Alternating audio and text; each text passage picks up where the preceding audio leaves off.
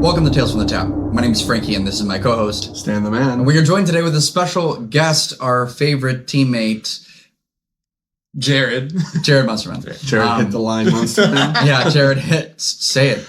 Jared, say the line. Jared Henry Thompson Munsterman. Hell yeah. Perfect. Now we're talking. All right, dox him. You can find me on Facebook. There you go. Ooh, That's true. or You on can't Twitter find it. with That's a true. really grainy photo that was taken on those Game Boys. Oh yeah, the Game Boy camera. Yeah. Eric's Game Boy Pocket or the Game Boy camera is so goated. I love that game. I love that game so much. Takes me back to my childhood. Trying to shoot it's like a Galaga game where you're shooting the pictures. He has a printer now too. Oh yeah, I think you told me about that. That's awesome. So we were going to talk about some CEDH. I lied. And we have a lot to talk about within Magic, specifically because Final Fantasy pre-release happened. True. And, well, first off, before we even get further, Stan, how was that here at the new Boar's Hat? Oh, Final Fantasy pre-release was amazing. Jared can attest to that. You were here with our friends. You got actually a lot of the Flex guys to show up, which is cool. Yeah, they heard it was Two-Headed Giant. Most of them weren't going to come originally, but David, he's another friend of ours, and then Devin also came because they heard it was Two-Headed Giant. Right. Originally, it was just going to be me and Marty, and then because Marty's like, well, I just want to go play pre-release, and I can't make the ones at Nerd Rage, so why don't just go to Elgin and hang out all day? Sure. I think team events are goated. Yes, because absolutely. when you get to write, especially if you do what I do, where you're I'm playing every single pre-release, I'm just trying to figure out if what I said was true in the pre-release and not feel like I'm an idiot. Yes. And also because I really love limited, and then you're oh, this is just fun. Even if you get bodied, it's just so much fun to play on Two-Headed Giant. Yeah, I was really happy. Me and Marty played Two-Headed Giant together, and we actually went 4-0. It was really funny though because we actually had the opportunity to do the. It's only 3 rounds. Oh, 3-0. Yeah, I was what? I was there. Yeah. He got 4 packs because of the bonus pack. He thought it was per round. Yeah. No, that was really cool. I was really grateful for how awesome the pre-release was. It was our first one getting triple digits, which is cool. With the 100-man Friday night at 7, and like you guys have been saying, Two-Headed Giant got the boys out. Team events, way more fun Magic in general, just much more fun. I really wish I could go to the team sealed trios that everybody seems to be wanting to try to go to. Just happens to be way sooner than I thought it would be compared to how busy I am. So I'm kind of depressed about it. To compensate, I'm actually playing White Shores next weekend. Gabe and his teammate were our third hasn't played Weiss in over a year. So they're you've played more Weiss than him this year. So we need you to play our third for teams. And I was what day is it? They're Sunday. It's that's all you had to say. I'll go. It's on a Sunday. Well, and you're all these people want to go to this team event. It's not wanting. We're already signed up. Right. Paid, ready to go. It'll be me, Julian, and Jared. Oh, nice. Hell yeah. That's a good team. I love that. You guys will play Crush. I wish Gabe could have gone. He's been getting so good at limited lately, so I've been really appreciating that. He's really good. Okay, we were going to talk about some Phil Collins stuff that we were talking about in the pre-show, but actually we're running out of time in the small talk space. So, Boar's Hat RCQs. We've had 2 in basically a month, right? Because I've kind of scheduled them pretty close together. When I first scheduled the one that we just had this weekend, in my head I was that's going to really put the fire under people's butts to buy Final Fantasy cards. Apparently, there was already a fire and it was a bonfire. So I did not realize that Final Fantasy was going to sell crack. I mean, don't get me wrong. I ordered a lot. I thought it was going to be good. I knew people were going to want it, but it's actually drugs. So that kind of surprised me a little bit. Well, especially with the inflated prices too. When you had one collector booster left, I was oh man, that's looking real good. And I was Dylan, how much is it? He was 50. I was yeah, I'm all right. Right, I'm okay. But still, people are just ripping it off your shelves. Right, exactly. I was just thinking, I know it's off topic and we didn't really prep for it. Do you guys want to switch chairs? I want to look at Jared more. Okay. I just didn't realize, but I think Frank might be taller than him or he's slouching. Yeah. I've been like doing this to be like kind of triggering my OCD and my symmetry. Yeah, Frank's about like half an inch taller. All right, while I think it's more than that, but yeah, it might be more than that. Downstairs. Whoa! Jared's like, actually. Okay, sorry for all the chatter. I just want to get us a little bit more adjusted. I'm like trying to lean off screen because I feel like I'm the big one. You know what I mean? Like I just can't even believe that Stan was like, I don't want to look at Frank. Well, I didn't mean it like that. I just meant like, oh, dude, Louise. shit, Frank's got some big shoulders. I didn't realize all the running was popping off. Yeah. All right, I like this that. large shirt too. You're just gonna have to talk so much louder now, Jared. Okay. Cool. Here we go. I got you, buddy. Okay, now that we're adjusted, Boar's hat RCQs. 2 of them in the last month. Really awesome. I kind of like that, even though it was like so jam packed. We still had a lot of people. Like, I thought this one we were gonna have nobody. I agree. Because I thought didn't we post were gonna any have no one. advertising, nothing, and we had what 23, 24. So part of that is because we're at the point in time where people playing RCQs are just playing for fun for the most part. Yeah. Most competitive grinders have already qualified by this Right. point.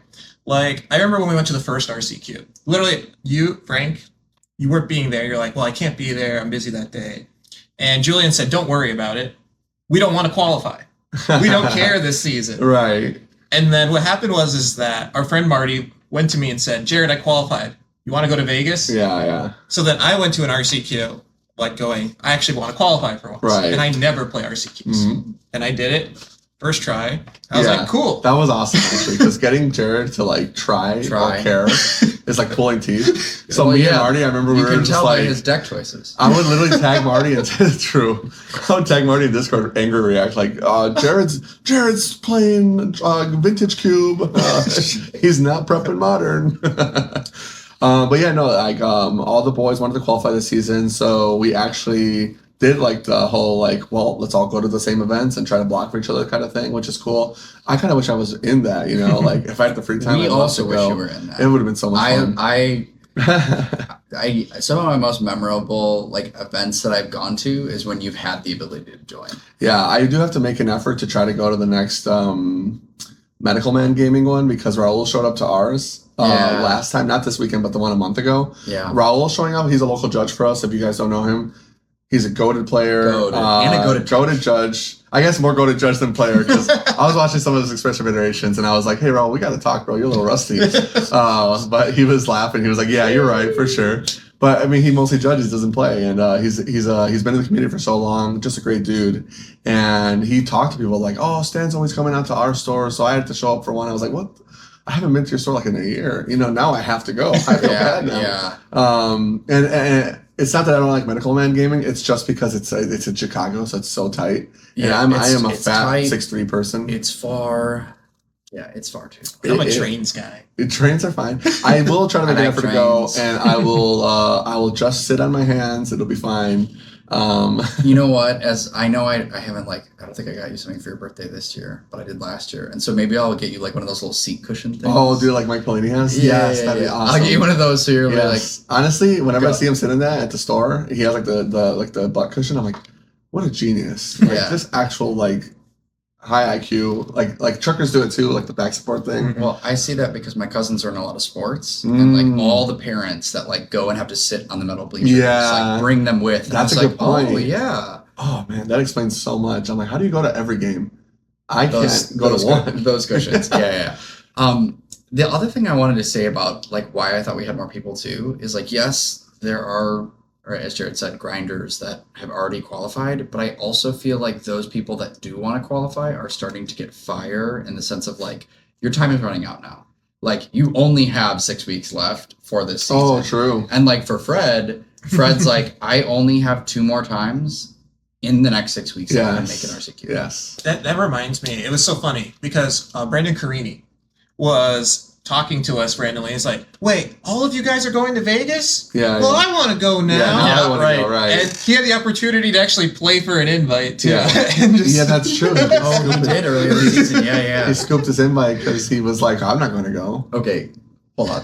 Sorry, you saying that also just made me, like, I didn't plan to talk about this, but one of the players at this RCQ that we just had, Julian beats him in Swiss. And this is like, he's semi-regular to our shop. Yeah. And he was like, he said to Julian, he was like, oh, I hope you don't win any more of your matches. Oh, he did. Yeah. That's my boy too. I know. That's the guy who won. I know. And I said to, well, I'm glad that you both know who I'm talking about. I was trying to be like, No, that's he's a friend of mine. I've known him for so long. But I then made a joke. I was like, well, isn't it supposed to be the opposite way? Like, once you start to get to know someone, you're like, oh yeah, man, it's all good. He's like, no, I've never had a good experience playing you. And I was like, what do you mean by bad experience? Like, is losing the bad experience? I want to say I'd be on Julian's side if he didn't tell us actively that he's like, oh, if I don't know someone,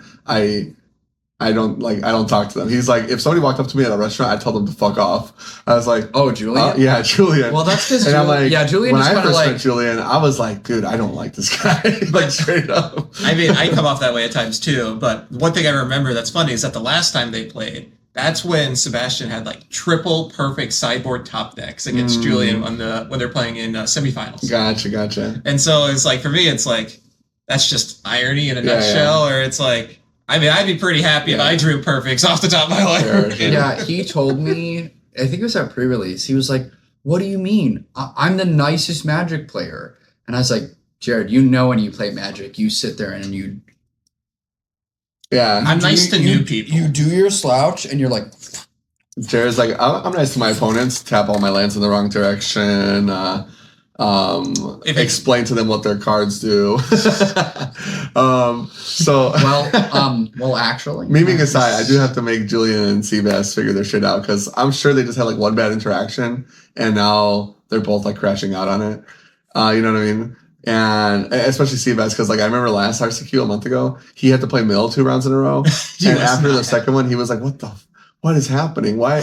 Who's all playing Mill at like RCQs? And so he was just jaded, I want to say. Well, he said some rough stuff to me after I beat him. Oh, really? Yeah. He was like, after he told me that I had it all, he was like, well, what the hell? Well, I like this format because I was like, yeah, I don't really like Modern, but like I do want to go to this RCQ. So I was trying to clarify, like, I do want this invite. I'm not trying to just like take it from you. And he was like, well, seriously, F you. I was like, God damn. I'll have to talk to him, man. Maybe he's just mad. Funnily enough, that does remind me though. You guys brought up Mill. Sebastian was playing Eldrazi. You were playing Prowess, but this time you played Living at the last RCQ. The format's ridiculously diverse right now. Yeah. Modern is in a great spot. I unironically said at the RCQ to Julian, because you guys have been flaming me for playing Living End, I was like, I actually think that... I was like, congrats. Yeah, I actually think that this deck is okay in this current meta. Yeah, Living End's fine. Yeah. But, like, I think it's like almost any deck you could say that about. Or from their gifts pile. Well, I feel that Modern is very creature-centric.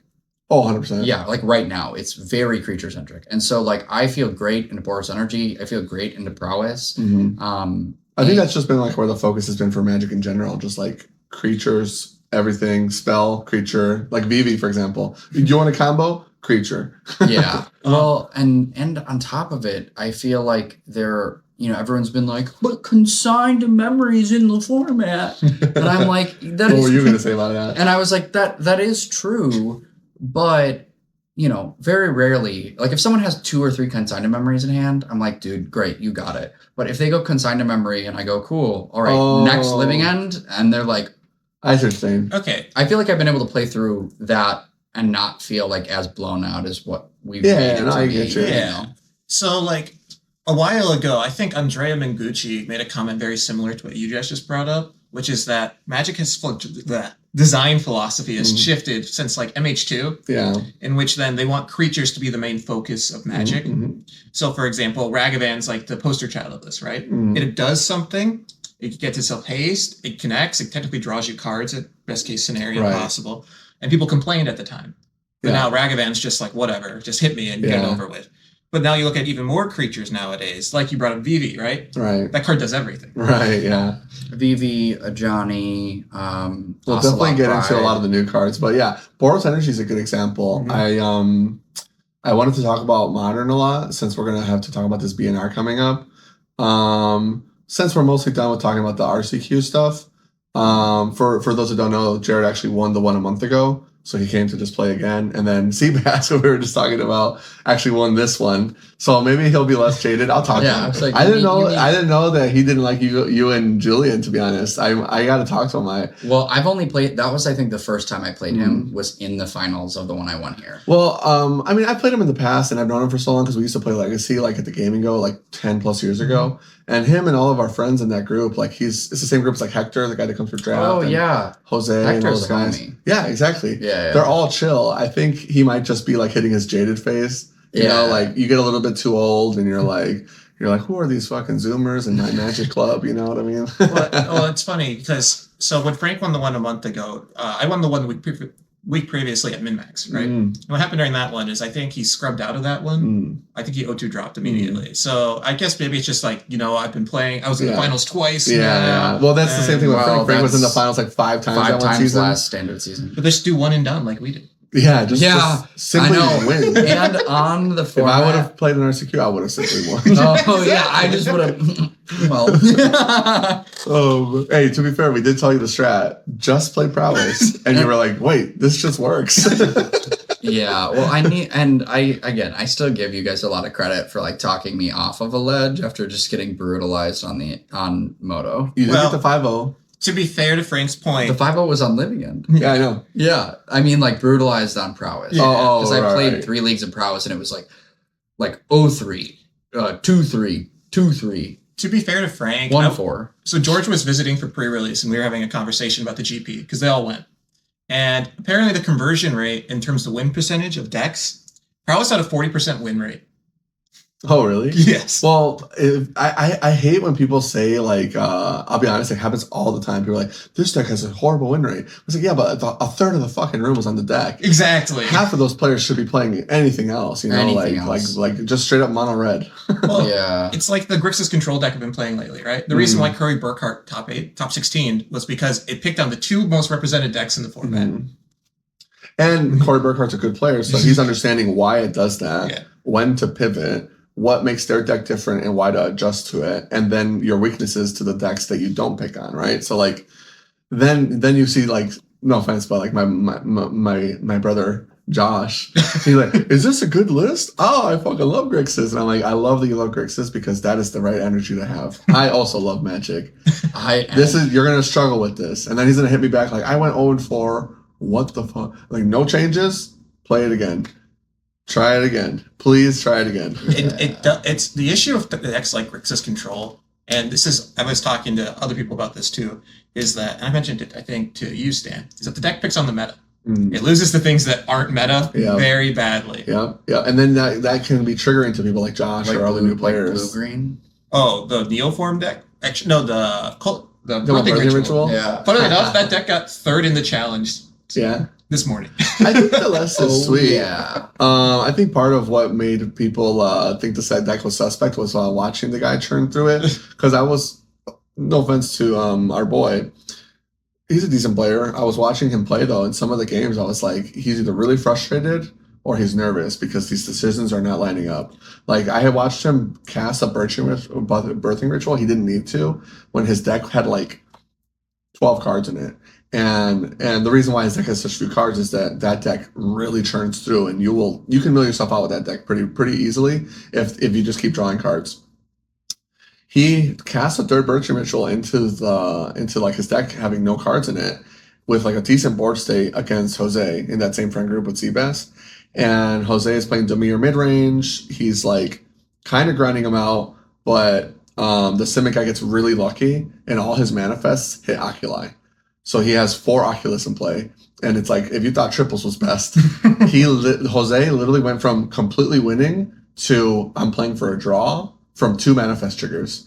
And if I was playing in the seat that the Simic guy was in, I would have won, because I was watching the plays. I was like, what are you doing? You're overcasting mana and stuff. He triggers Birthing Ritual that turn where he could place the 3rd one, sees 7 cards. It was like no creatures, maybe a Charlotte's Agent. And he's like, and then puts it on bottom, right? Goes through 7 cards again. At this point, he's seen his entire deck, his whole deck. I'm seeing the repeat cards. And he goes, I guess I'll cycle an Ice Fang Coital, sack a Coital, get a Coital. And I'm like, okay, that's fine. You drew a card. Triggers a third one. I'm like, buddy, you're seeing the same cards. You didn't see what you wanted the first time. What are we doing here? Like he's seen the so whole like, deck. why even cast the third ritual at that point? He had subtlety and 2 subtleties and a force negation in hand. He could have been flashing in subtleties and guaranteeing lethal. Mhm. He just barely missed lethal basically, but by being really inefficient. Yeah, he was like randomly pitch casting elementals against me that he didn't have to. He was doing like endurance upkeep, and it's like, I'm mana screwed, and you've never seen me play a single Murktide this entire time. That's kind of like the weakness we've talked about with control players or people that are new to control, where they're like, my cards are highlighting, like I have actions I can take. I must take the action, where it's like, no, let that resolve. Take the turn off. Just take the turn off. And it's like unintuitive for people. Especially with Belcher, I told you how Sal and I were playing Belcher on Moto, and the Demir guy had no threats. So I was like, pass. Yeah. What are you doing? We're passing.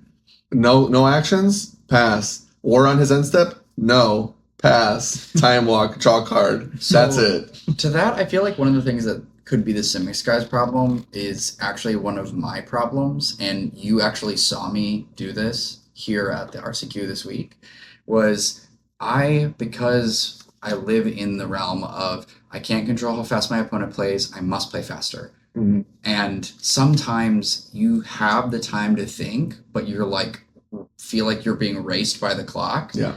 And so like you saw me punt against Alex because Alex is a very good player. Mm-hmm. He's been playing the same types of decks for like 15 years. Yeah. But he really thinks about his turns. Mm-hmm.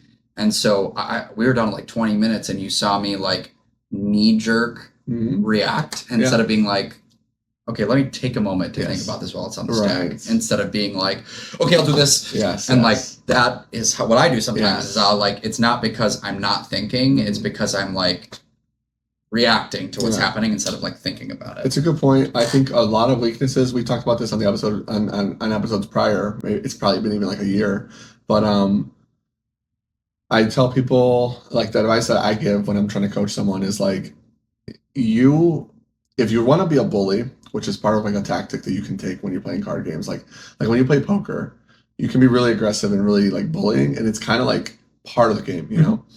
With Magic, it's very similar. When I play, I am very confident and very nonchalant, and that always puts my opponent in a sweat, unless they're also like, comfortable. And if you're comfortable, I'm comfortable, cool. We're chilling, right? And I love those games because then it's like you're playing. It's like those are the kind of games where you're like, yes, it feels like Yugi versus Yugi, instead of Yugi versus like darts or some shit. Get them out of here. I like that. But darts with sweat and bullets, bro. And so when I'm doing that, it's almost like it's literally Jujutsu Kaisen, and this won't mean anything to Frank. But it's like you're like domain expansion, spread my aura out. And you have to push your aura, and it has to impend on them. And if it doesn't, then at the very least, you must retain control of your own domain. You got to be comfortable where you're at and be like, assess the board state critically, do my own thing. And all that culminates to the point where the advice I give people is to play your own tempo. Stop letting people pressure you into their tempo, because when I'm playing Magic, I'm like, especially if I'm ready to go, like if I'm playing prowess, I'm like, damage, go. And that fast play style is going to make you go, oh, I have to play fast too now. And you shouldn't be playing fast. You should be like, well, I'm going to do whatever I want to do. And obviously I'm not saying slow play, but just because I'm rushing through my turns and blowing your cock off doesn't mean you shouldn't sit back and be like, oh, wait, hold on. Am I actually going to counter this? Or which spell do I remove? This reminds me, so I was at an Energy once, and I was playing against a guy who was previously qualified for the Pro Tour. He was on a couple of the arena ones during COVID or whatever. And I completely bodied him with Blue-White Control. He was playing Mono Black Scam, which I thought was like a terrible deck in general. But Sure. Getting griefed on turn one, still getting griefed on turn one. Exactly. I like Black Scam personally. And, I beat him really quickly in 2 games. And he goes, why didn't you slow play me? Why didn't? Yeah. And I told him, because I'm winning. Yeah, exactly. That's exactly it. And it's like, because I'm winning. And he's like, well, you had so much time. You could play for the 1-0 win. Mm-hmm. Like, you could never give me an opportunity. And it's like, one, I don't care that much to actually do that as a person. Right. I also think that's I think that's so scummy. Well, I think that player, he's right.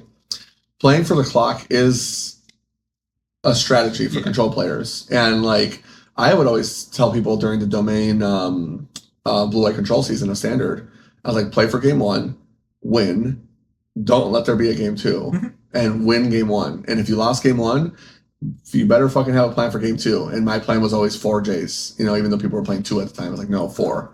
I'm not fucking losing this match. We're gonna try. You know, like it's absolutely gonna be a tie. Right. And that happened to me at Medical Man, where like I lost game 1 against Domain. It was like 35 minutes, and I was like, fuck, I can't feel my legs. 4 Jaces, motherfucker. And we drew.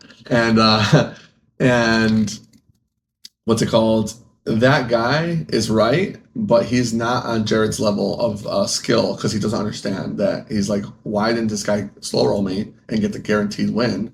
When part of the tournament is not just how you win, but it's also like, well, I guess how you win is what it is. But it's like, if I win fast, I get to go take a break.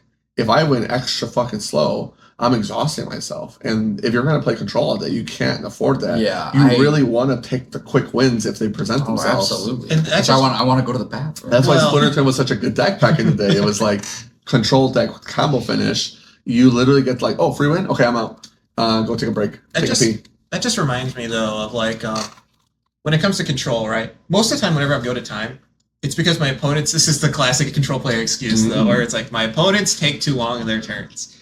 It's like, even though I'm wondering, how am I going to beat this guy? Exactly. And it's like, I'm playing against Amulet Titan one time, back when One Ring was still in the format. And I have a resolved One Ring, and I have a Narset. And I literally show him my hand, which is like 2 subtleties, 2 force negations. And I have like 3 counters, so I'm about to draw 4 with the One Ring.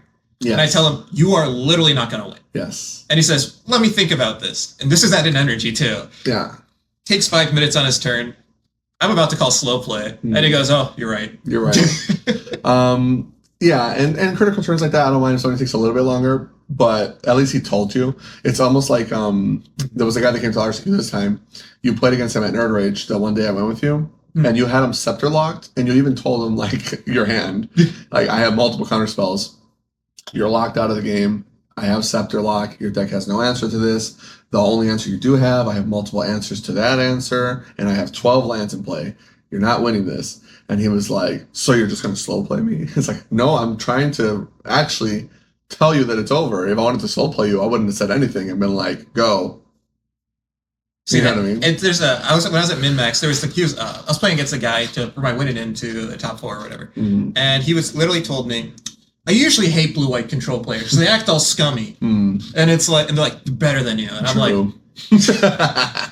and you know, I play control in every format. Like Modern, Legacy, where I played Standard for like that 6-month period. Right.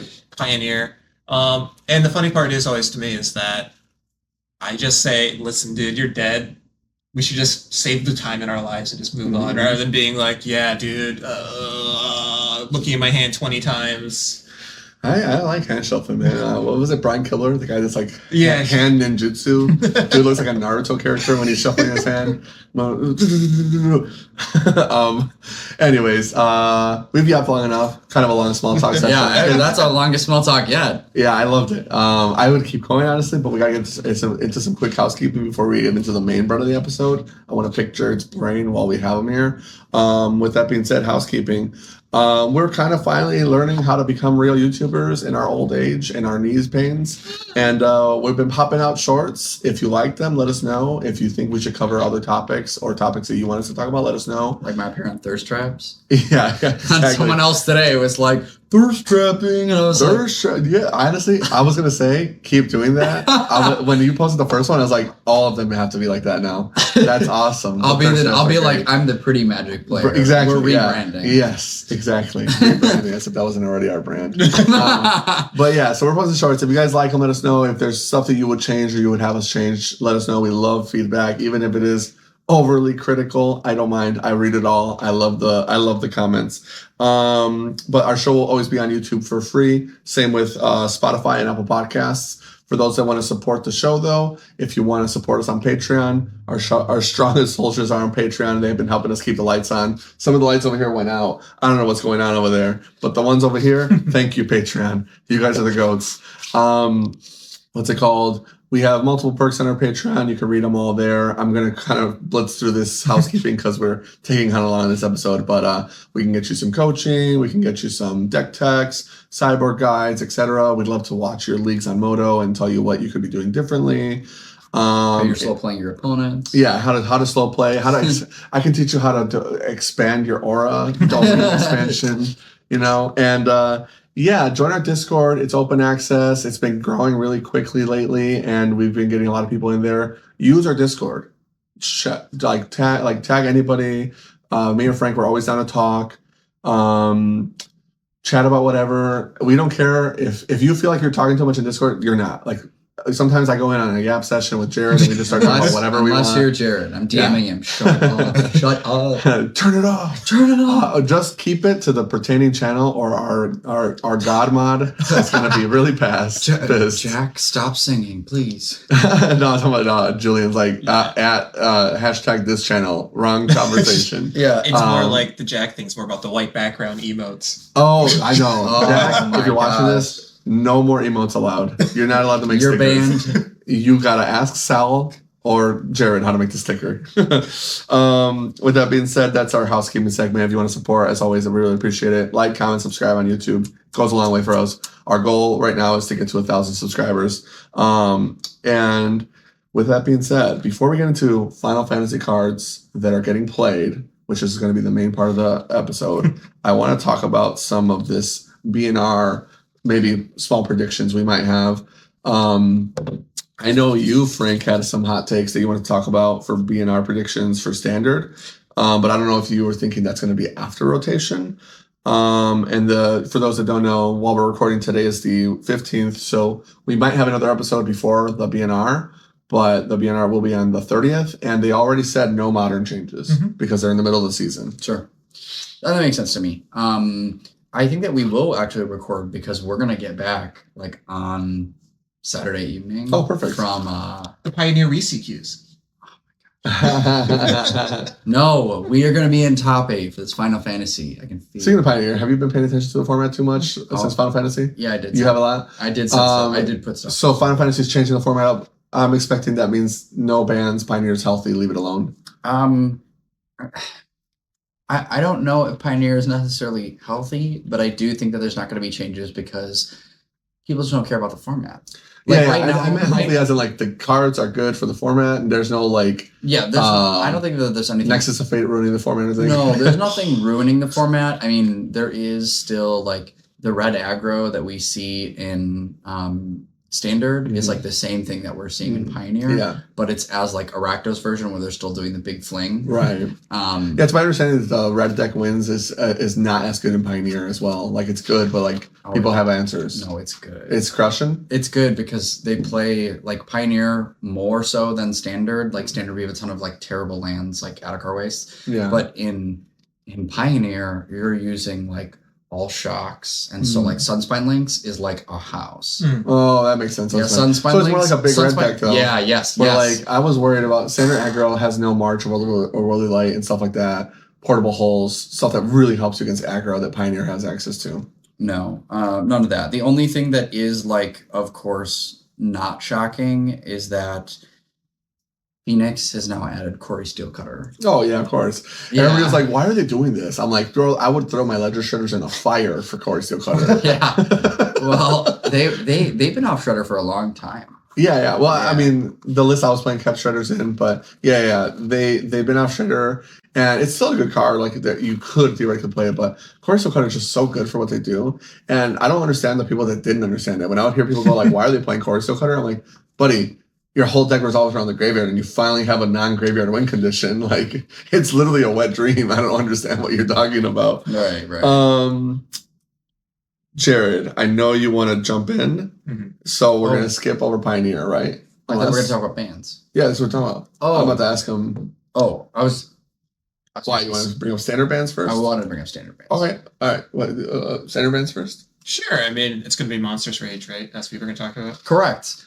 I really think that they are going to ban Monsters Rage. And like Wow. the main reason for that is because as of right now, within the standard format, mono red is like crushing and prowess is crushing. And if you're looking ahead to rotation, and I actually think that if they don't ban Monstrous Rage, it's going to prove to us that they have an answer in End of Eternity. But nothing is rotating out of red, really, of like the red aggro decks. But we're losing in the decks that prey on those red decks, cut down and temporary lockdown. So like the exile effects are getting removed from the format. Sure. And so unless they're printing answers, I think that red is going to go rampant without Edge of Eternities bringing us something new. You think so? Like I saw recently that people are playing Vivi in the prowess decks. Oh yeah, there are some decks that are even playing VV and like not playing other creatures. Like it's just like just VV VV and prowess spells. VV is the best. It's like storm it's like and the best burn. It's like VV, Cutter, Storm Chasers, and like other cards. Well, if you want to play burn or storm or aggro or red deck wins or combo or Splinter Twin or whatever, she's the best creature ever printed. Yeah, well, I also think that At least in my opinion. I think she's the strongest card in Final Fantasy. It's not close. I don't know if it's not close. There are some other good ones, but when Vivi was like $80 or whatever pre-selling, people were like, "Why is this the most expensive card?" And I'm like, "What's the question here?" Yeah, I was the same way. I was like, the card. Yeah, but there are other really strong Final Fantasy cards, which I'm glad because people were like, I kept seeing, and I might be in different circles, but I kept seeing online and talking to people, and I talked to quite a few people because of the game store owner aspect of it. People being like, "Oh, it's like a commander set. There's not that much for standard and other constructed formats." And I think even us on the podcast, we were like, "Hopefully, it'll have some impact, but it probably won't have as much as Dark here." And I'm like, it's looking like it has not only more impact than Dark here in constructed formats. It's like way stronger than people expected from what I saw. But then Julian's telling me like, "Oh, all the people I talked to said the set was insane and blah blah blah." So then I'm like, okay, maybe they were coping that the set was going to suck because they don't want to spend money on it. I don't know. I know. I agree with your take. I think too many people were too down on what was happening. That's just what I was seeing. I don't know about you. I think that there What is about some. you, Jared? Both. Both. You saw both ends of it. I would say I saw some people that were like, "BB's cracked," and I was like, all the smart people I agree with. Cracked. So yeah, that's what I thought. But I'm also the guy that told you I don't think Sephiroth's that good. That's true. You did tell me Sephiroth you didn't like it, but when I saw Sephiroth, like, it wasn't like I knew what I wanted to do with it. Well, I knew I wanted to put it in Yawgmoth. Yeah. But I had like a tickle, and honestly, like my fifth, my sixth, seventh, or 12th sense, whatever that is, I have this like tickle when I see a spoiler card, and like that shit's never wrong. Well, it's funny because WotC wants you to do that too, because that's why they put Yawgmoth on the bonus sheet. That's actually kind of true. Yeah, they were like, "Here you go, just so you know." And then they could have put Samwise on it too, but they couldn't because they didn't have the right. No rights. But yeah, so I don't know. The Sephiroth like hit my tickle, and I was like, this one for sure. Vivi, absolutely. But then I was other cards. I was like, man, I really hope like Cloud. I hope Lightning. I hope. You know what I mean? Well, but I mean, like when you look at other formats in terms of impact, like Modern's somewhat there.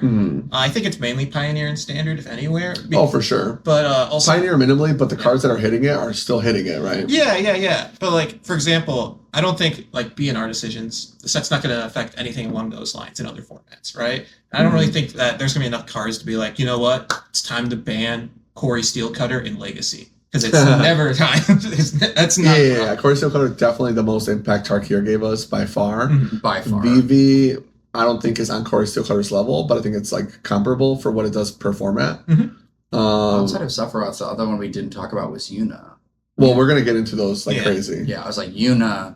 Yeah, for standard, 100%, and honestly, even just for Pioneer Domain. Pioneer enigmatic overlords. Yes. So you guys think Monster Rage is gonna get banned unless they give us some removals. I've been hard begging for Path to Exile at this point. I mean, flavor-wise, it makes sense to be an Edge of Eternities if you want to talk about like remote space set. It's also like giving us Tezzeret back, which I was like super excited when I saw Tezzeret. Who's from Alara. Yeah, he's from Alara. I'm sure he had some hand in Johnny being on his little path. But when I saw the art, I was like not excited for Edge of Eternities, and then I saw Tezzeret, and I was like, oh, holy shit! I love Tezzeret. Tezzeret's one of the fucking cool characters of Magic. Like when I say Magic lore is good, Tezzeret's one of those guys, and that kind of pulls it back to like the people. Okay, if you're pissing and crying about, oh, I hate Universes Beyond and blah blah blah, and Magic lore is actually good, this is the fucking set. You prove it to me then, because Tezzeret is the GOAT. I swear to fucking God, he's cooler than Bolas in my opinion. You know what I mean? I mean, the set's Star Wars, so if you like Star Wars, you should also just be happy because it's that might be more like yeah. They might not be happy with that because then, well, I think all Magic sets are derivative. To be honest, there's no originality. I wouldn't say that. There's just no originality in any Magic set. People are always like, "Oh, Magic used to have good lore." Like it's all copy pasta lore. Change the names. Well, But I feel like that's media today. But well, that's yeah, that's media today but that's in a general, for bigger sure. conversation. Magic's been doing it for 30 years and Yeah, getting away with it. If I remember correctly, though, Standard only gets the 6-month ban period window, right? So it would be if they are banning something, it has to be during this BNR update. No, I don't think they're allowed. Every single set they get a window. Hmm. They technically have a window. They've never used They it. more or less now go, we're gonna tell you when the next one is. Mm-hmm. Yeah. But I just remember there's like a caveat for Standard specifically. I don't remember. I think I know what you're saying. Like they were like, we only want to make changes like every 6 months or once a year. Yeah, they did say that, But but they still have like they give themselves openings. Yeah, Yes. they gave themselves. Well, it's we their could game, change so it's something. fine. You know, At this point, I like where they're at, where they're just like, okay, we're gonna do a ban this day, and we're gonna do another one on this day. I think that their dates sometimes don't make fucking sense. I also don't like when they restrict themselves. Like this one on the 30th. Let's say Modern was fucking horrific and not really good like it is now. And it could be better, right? But it is pretty good. If it was horrific and still bad from like Underworld Breach season, they locked themselves out of a ban on the 30th, right? Well, that felt like Nadu. Them being like, we're gonna wait, even though everyone was crying immediately. Yeah. They could have even just been like, hey, we're gonna give it a month. Yeah, And like, if it's bad, we'll still ban it. it was like it was like half of the season. Yes, Which they 2 gave. months. They gave themselves that caveat this time, Mm. where they said if the format is terrible because of anything, we will actually like look into it immediately. But Yeah, we'll see what they say on the 30th and what the article looks like.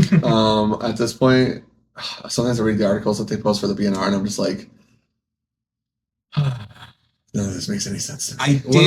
I did like the Legacy article though, where The they Legacy said article last time, I agree. That Because- was refreshing. they were literally like, listen, nobody plays this format. We're gonna ban based on vibes. Mhm. And guess what? The vibes suck right now.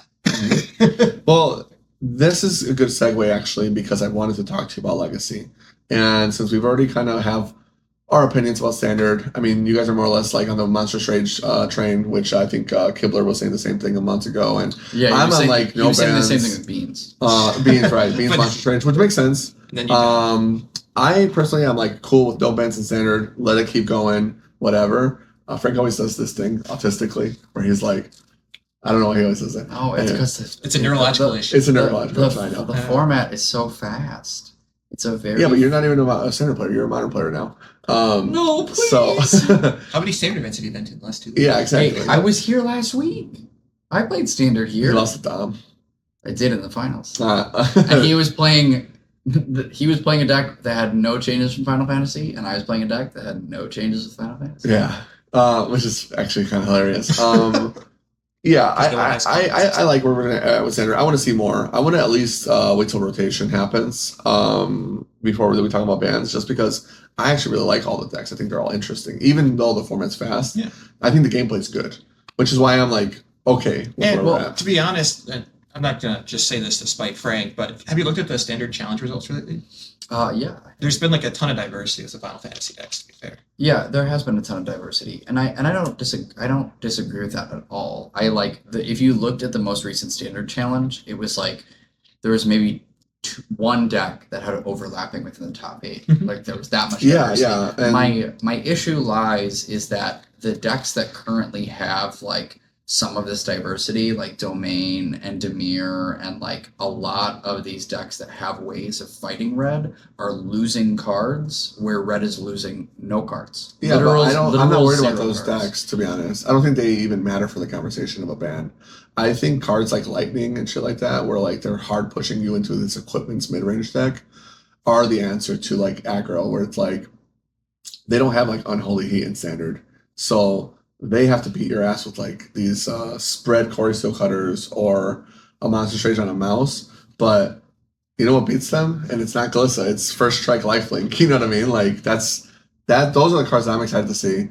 Path to Exile, I swear to God, just please print it. I'll play Pioneer. But yeah, I mean, I could be wrong, and Monster Rage could be just like a card they need a ban in like a couple months. I'm just hoping that this ban phase are like pass over, chill on it. I think I would be fine if they did do no bans. If we were getting Path of Exile, then I'd be like, well, spoilers start in a week. That's true. I was like, we're good then. Okay, in 2 weeks when we do the next episode, we'll have to retouch on this subject. Okay. For now, let's get into so modern. Obviously, nothing needs to go, but man, do they need to give us some stuff back. So I've talked to a couple people about this where they're like, where it's like they make a good argument that maybe something from Energy could go because it is such a high play rate, but banning for play rate is always banning for play rate is ridiculous. I even thought it was ridiculous for the One Ring. But no, I want to see personally more Boros Energy players. I mean, I think so. So here's what I like about Boros Energy, and I want to talk to you about this specifically in the podcast. I've been holding this in. One of the reasons why I like Boros Energy so much, and I don't even play the deck. It really takes me back to remember when there was no Modern Horizon sets, the good old days. 2017. This deck plays 18 or 19, but yeah, 18, yeah, 2019. This deck plays so similarly, especially now with Final Fantasy, like Martyr Pyromancer, and I love it. I love how comparable it's like when you're like when we compare a card to like a card 10 years ago, we're like, oh, it's the 2025 version. Like Boros Energy and Jessica Energy, Martyr Energy, whatever version you want to play, is 2025 Martyr Pyromancer. Like, obviously it's really aggressive, but it's like a mid-range deck at heart. I think one of the big issues people why they dislike the deck also is that it is just MH3 or Modern Horizons tribal. Because almost 60% of the deck is just from Modern Horizons. Yeah, and I can understand that qualm, but like we're living in a Modern Horizons world. Yeah, and they fixed most of the problems, to be fair. But the big issue is still that it really was arguably one of the worst competitive sets of all time for MH3, according to a lot of grinders. Well, I don't know what they mean by that, because I would argue they think they shifted the format too much, where it's became more about the Modern Horizons 3 cards more than anything else. Like Modern Horizons 2, like the Invocation Elementals were added. I guess if that's the metric you're measuring it on, I can see where they're coming from, but I completely disagree with the premise that it's like the worst competitive set. One, I think the set's amazing. It's obviously high power. I like pretty much all the cards in it except Nadu. That one's a mistake, though. They knew that was a mistake. I mean, Nadu was supposed to be a commander card. It would have been legal in Legacy anyway. You know what I mean? Like, it should have never touched Modern, and it kind of put a stain on Modern for a while. God, it definitely ruined my day. But besides Nadu, I think Modern Horizons not only is a good set, Modern Horizons 3 was the best one of the three in terms of like card quality to like how not ruining the game it was. Because like Modern Horizons 1, as much as I liked it, was like a nightmare. Oh, I agree. And they banned so many of my cards that were not Modern Horizons cards because of the Modern Horizons cards, right? Yeah, but I think MH2 added a lot of like interesting gameplay aspects. For example, 100%. Solitude, like remember when Prowess was the best deck before MH2 came out? And so then it was like, oh, Solitude's an actual answer to this deck, so we don't need a ban Manamorphose, so we don't die? Exactly. I think Modern Horizons has done more good than harm for Modern specifically. I think the format looks so good. They just need to have like more logic, in my opinion, like when it comes to how they treat the ban list. I think that they're and we talked about this forever, way too unwilling to ban cards, way too willing to leave cards legal longer than they need to be.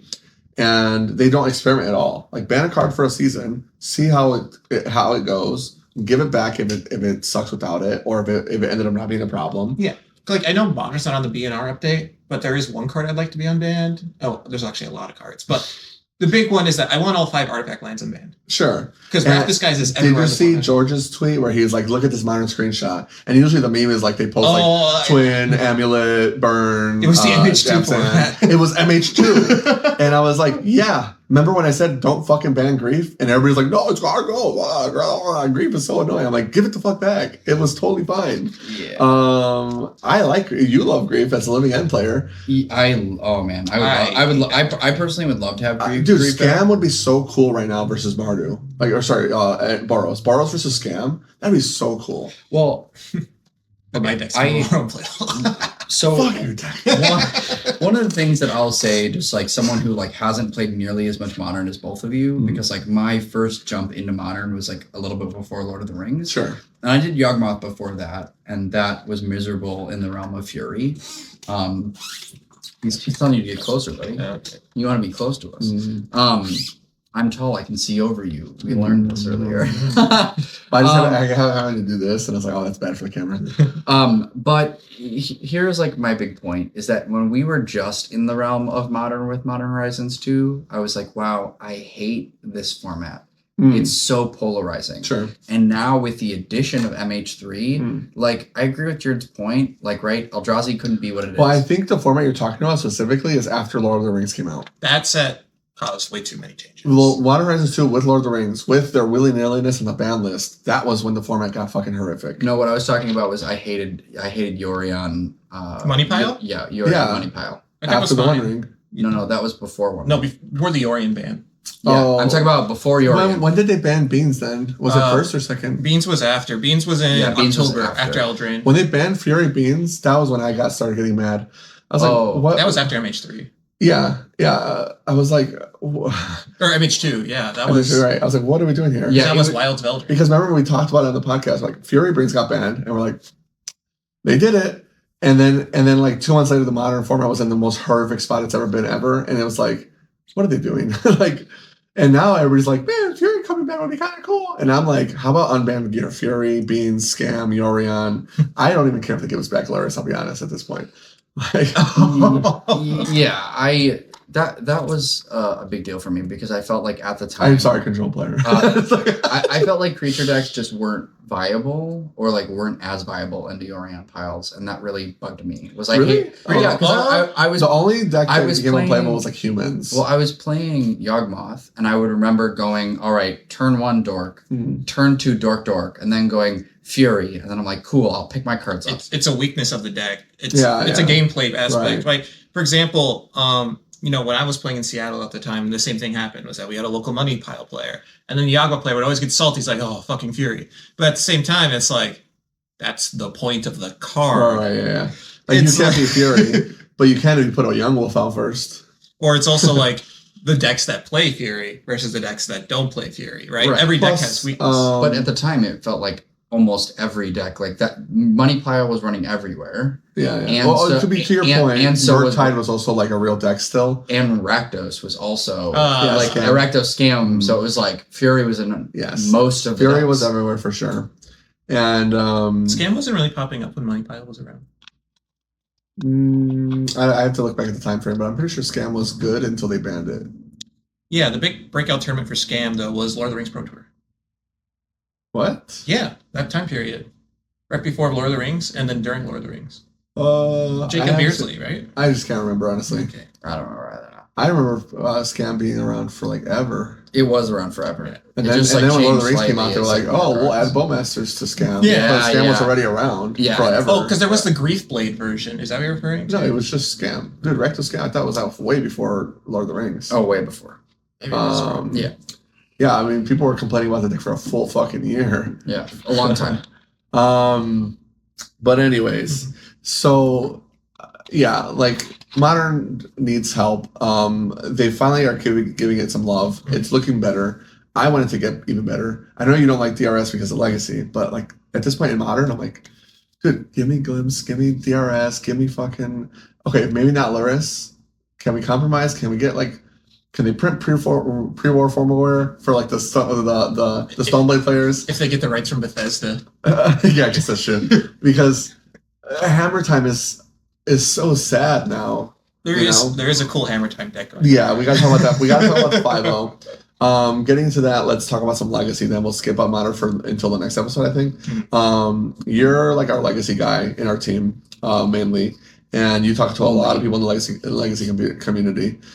Well, I mean, you are legacy. My legacy results. That's true. They speak for themselves. That's true. That's true. I lost to Jack. No, just kidding. Yeah. You won a tabernacle, right? No, Ethan did. Yeah. That was awesome, actually. So you and I both love Legacy, and we know that there's problems with the format. So yesterday at the RCQ, was it yesterday? Wow, what a long day. Yes. Jesus, what a long day. My shifts have to stop being 14 hours long. So I was talking to Alex Jabed, and we were talking about how Frank punted against him earlier and how he's like a really good player. He's been doing what he does for a long time, and he is like kind of one of the cooler players in the community that's been around for a long time. He's a hot sauce dude, so he knows like Bernal and Hoey and all those guys. He was talking to me and he's like, hey, I heard you guys are trying to pump up Legacy. I love the space. It's big. Let's get some 1Ks going. He's like, I miss back in the day when you could just like find a 1K like every other weekend and like there'd actually be local events going on and blah, blah, blah. And that's how the format's got some love. And I know now with RCQs, it's a little harder, but maybe you kind of pivot RCQs into being like your 1Ks. I was like, dude, I've been thinking about exactly all of this. You're literally on the same brain as me. Like, let's, so we've been talking and I was like, personally, we do legacies with proxies, and he's like, I personally don't mind proxies, but I know a large portion of the community. He's like, including like Bernal and all those guys. He's like, they will never go to a proxy event ever, which is why they never like, go to the Mana Vault ones. And they're like, they absolutely refuse to play in proxy events because they say it feels bad for them to have gathered all the legacy cards and to like lose to some random that proxies. And he's like explaining to me the sentiment, and I'm like, yeah, I definitely understand the mentality. Just to me, it feels kind of like Karen-y because the main reason is that they're saying like if a store runs a proxy tournament, it cannot be sanctioned. So because it can't be sanctioned, it's like casual or non-WotC affiliated. If there was like a problem in the event or like a bad judge or bad TO or bad store or whatever, there's no recourse. They can't go to WotC and be like, hey, what the fuck, this happened, blah, blah. And I'm like, in my head, I'm like, this sounds kind of Karen-y. It's like, I don't want to go to a tournament because I literally can't complain. And I'm like, and then I made the argument. I was like, well, there is something to lose for these stores if they have there is recourse. If I run a shitty tournament, I lose my reputation, you know, and I think that matters more. But he's like, some stores just don't care about that. And then I thought about it, I was like, you're right. A lot of stores just don't care about their reputation. Well, they're just like, a lot of stores. We have named a lot don't of them, care. and they'll just run their tournaments anyway, and people will still just show up. And I'm like, well, that to me puts the onus on the community. You see a store running a shitty tournament, you acknowledge that you hated that, they did that to you, and then you don't vote with your dollar at all, and you just keep going to their shitty tournaments. So I'm like, how can we fix legacy when we have all these issues? And I told him, like, I think proxies are necessary to keep the community alive, to grow to grow legacy. You have to have proxies. And he's like, yeah, but you're always going to segment the community that way. So yes and no. A lot of the times, you know, it's something where you have to take it on the chin. As someone that owns duels, right? I often be like, yeah, I own dual lands. And then people give me like looks like, holy shit, you spent that much money? And then it's like, yeah, but I also wasn't an opportunity. I had the financial opportunity to do so. Right. At the same time, it's not like also you burnt it. It's a stock. Exactly. Well, I hate looking at Magic cards that way. The reserve list specifically is the only cards I refer to in that manner. I'm anti-reserve list. I'm one of the few people in the legacy community at this point. Because if you actually want to save the format, you do need to abolish the reserve list for actual sanctioned play, in my opinion. Save legacy, destroy the game. Pretty much. It's a misnomer. But I mean, we can debate about that for like a couple other hours. But I guess that's true, but that can be on the after dark. Yeah. You know, sales on the if tab. You guys want to see Jared and I hours. crash out about the reserve list, hit it to Discord later. Yeah, I'll go home. I'll go home, and they can. Hey, don't get me wrong. I'd love for those reprint cards. They literally just can't do it without a lawsuit. What if they make them snowlands? That would be an improvement. Yeah. So it would break the reserve list. Well, it says functional reprints. Functional reprints, improving a stronger version of the card, etc. Yeah. But back to your point, I don't care about proxy events. I think everyone can be able to play. That's great. One of the issues that a lot of standard FNMs or like Legacy or Legacy Tuesdays have is that no one has the cards, right? Well, for locals, like weeklies, I don't think proxies matter. I'm talking about like I want to host a 2K and get like 64 players here. Yeah, go for it. I agree, but he's not wrong. Like a lot of people just won't show up because of the proxy aspect. And then I also run into the issue of WotC eventually getting mad. Like, why do you have these big ass tournaments without proxies? Just the cap on the water bottle. I just watched him try to drink water with the cap on. He was like, you guys scared the crap out of me. I was like, what the fuck did I say? No. God damn. No. sorry. That was just, I was. It's an iconic It's Jared okay. It's moment. okay. Clip that. But to your point, I understand because there are very big diehards in the Legacy community. They, for example, Eternal Weekend is everything to them. At the same time, though, you look at the support of Eternal Weekend ever since like the splitting allegations and the behind the scenes things. Oh, you're talking about the EV equity thing? Yes. Yeah. And to be honest, that's also sort of been a blot on Legacy's reputation now, where it's like, oh, cool, we have these cool events. But at the same time, it's like, oh, well, when you make the event all about the prize support and not about the love of the game, yeah, I agree, it ruins it. And I think that's a great way to get people more interested and actually get people to buy into Legacy more, is give them an opportunity to try it out at a bigger tournament. Yeah. Well, and to like Stan's point, the problem that I have with this like Karen-esque aspect is that it's not about the game. It's not like if you're like, oh, I lost to someone who doesn't have the card. Exactly. That wasn't about the game. I completely agree. I told Javed, he's like, well, what happens when you lose somebody with all these proxies? I was like, you won't, because you already own the cards. Presumably, you're a better player. Yeah, You exactly. Like you probably have been playing the format. That reminds me of when we were at Teams, right? It was Legacy Scaminator meta, tier 0 deck. I played against for Scaminator 5 out of 6 rounds or whatever. Almost every single person there was a bad Legacy player getting carried by their deck. Right. And the people that brainstormed on my turn, I was like, oh, I'm just going to force my combo and you're dead because you're that bad. Yeah, and you were playing Breakfast before it was cool too, so that was awesome. I don't know, but watching Jared play Breakfast against these guys that were like pretty mid was like kind of a treat while I was waiting for my guys to finish their Nadu loops. To be fair, I went 50% against Nadu that day. And you did fall asleep in the middle of your game. I fell asleep on the Nadu guy. That was after I had that enormous Long Island. The guy like caked it up. I was like, Jesus Christ. And then Nadu starts looping in game 3 and I'm just like like I shit you not, I actually fell asleep. And I know. Like, oh fuck. Resolve. I've seen you, dude. I remember even during. I remember at one point while I was in my show, and I look at one moment. And I was so mad. And you were like, that day I had no sleep. I got like 3 hours sleep. I was so mad. I was like waiting for you to come out with the gun. Yeah. The whole time. I was like, I'm not gonna miss this moment. But once the mid time hit, that like took all the energy out of me. Yeah, intermission cooked. Intermission cooked me. I was like, Frank's gonna come out with the gun and it's gonna be so hilarious. I'm gonna be like this. And I literally was like back to your original point though, to give Javed some credit, one of the issues with full proxy tournaments is that it does sometimes skew deck diversity. Well, that's one thing I'm worried about too. Is everybody just gonna play whatever they think is the best deck, and then it does turn into like a rescam day. So what happened at the Manival apparently was like there was one earlier in May that Eric tried to convince me to go to, and we both had a conversation of, do we actually want to go? Mm-hmm. Because the question of oops all spells came up. Yeah. Because are you familiar with the oops all spell decks in Legacy? No. Okay. So they don't have lands. It's so like Belcher. But better. Belcher's cool. Oops is, so you go like turn 1 MDFC. Yep. Spirit Guide. What is it? Spirit Guide.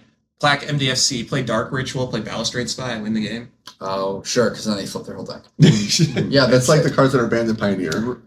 And effectively Modern. Yeah, I was like, isn't that a banned card in Commander too? No. Not in Commander, I don't think. But for sure, Balustrade Spy and the other one are both banned in Pioneer for the same reason. Yeah. But yeah, so it's like, it's just not an interesting deck, no interaction. If they have it, they have it. If they don't, they don't. And in those colors, they get to play like Thoughtseize and stuff like that if they really want to. And they can pivot into Belcher. Yeah, that's also true. Their backup plan is your main board plan. So it's just like a boring deck. And I told Jared this before when he was like, Modern's full of combos. I was like, you fucking play Legacy. Like, that was one of the decks I was talking about how much I fucking hate. Yeah, and the other problem is right now, minus the like just boringness of that deck, there's also the problem to do with Rescaminator is back.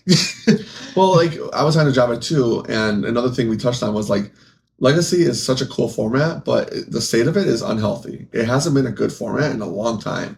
And the problem is you have to ban like 12 plus cards to make it a good format. You know what I mean? So Modern Horizon sets have historically had the most impact, not even on Modern. It's been Legacy. Mm. When Ren and 6 was printed, changed the entire format completely. 100%. Expressive Iteration wasn't a Modern Horizon set, but it was during the design era, during Modern because Horizon. you just waste your opponent over and over again. No. Ren and 6 Wasteland was a problem, yes. That, and you also drop them for Brainstorm. Yeah, that's true. You go to Brainstorm away.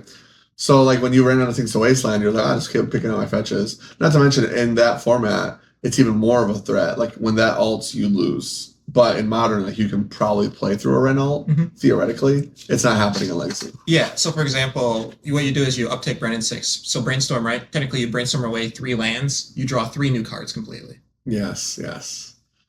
Beautiful. Or 2 cards, sorry.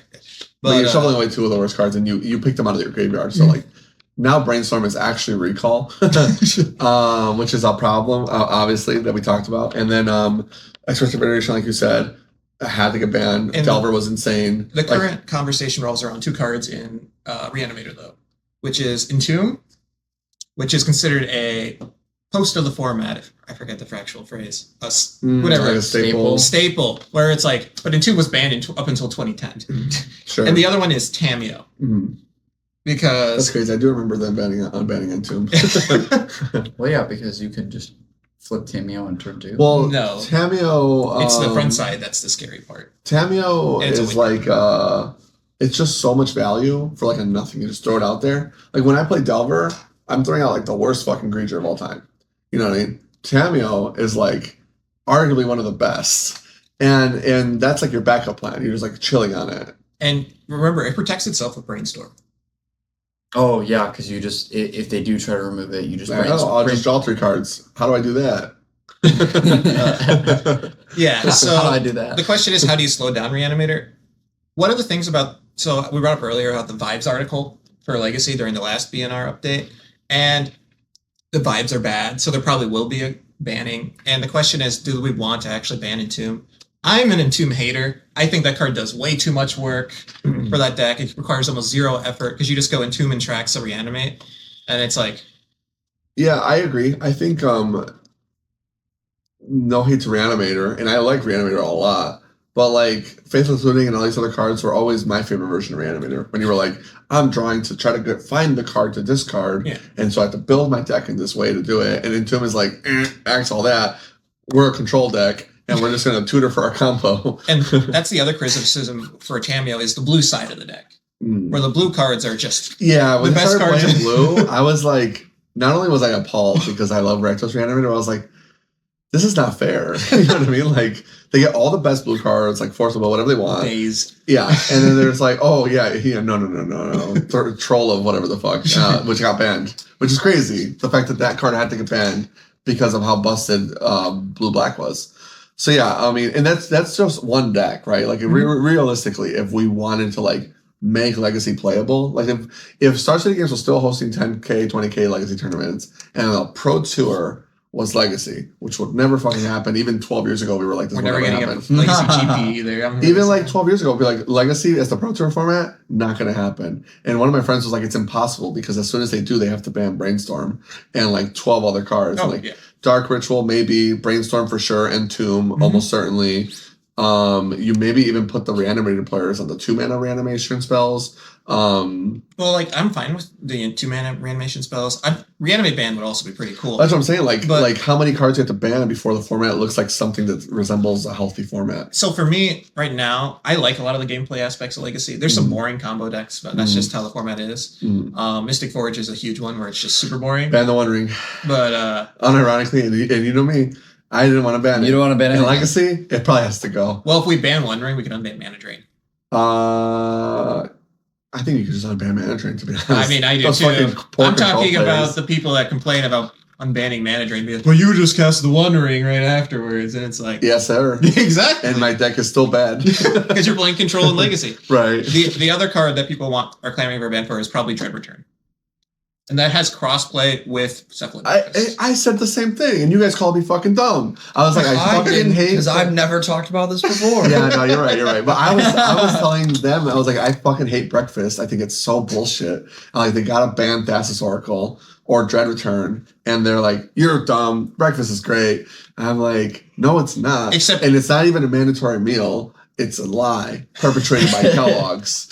I do love cereal though. Perpetrated by Kel. But the argument for Dread Return is that technically breakfast is a fine deck. Like honestly, I don't mind breakfast. I The issue- hate their ability to just have it all.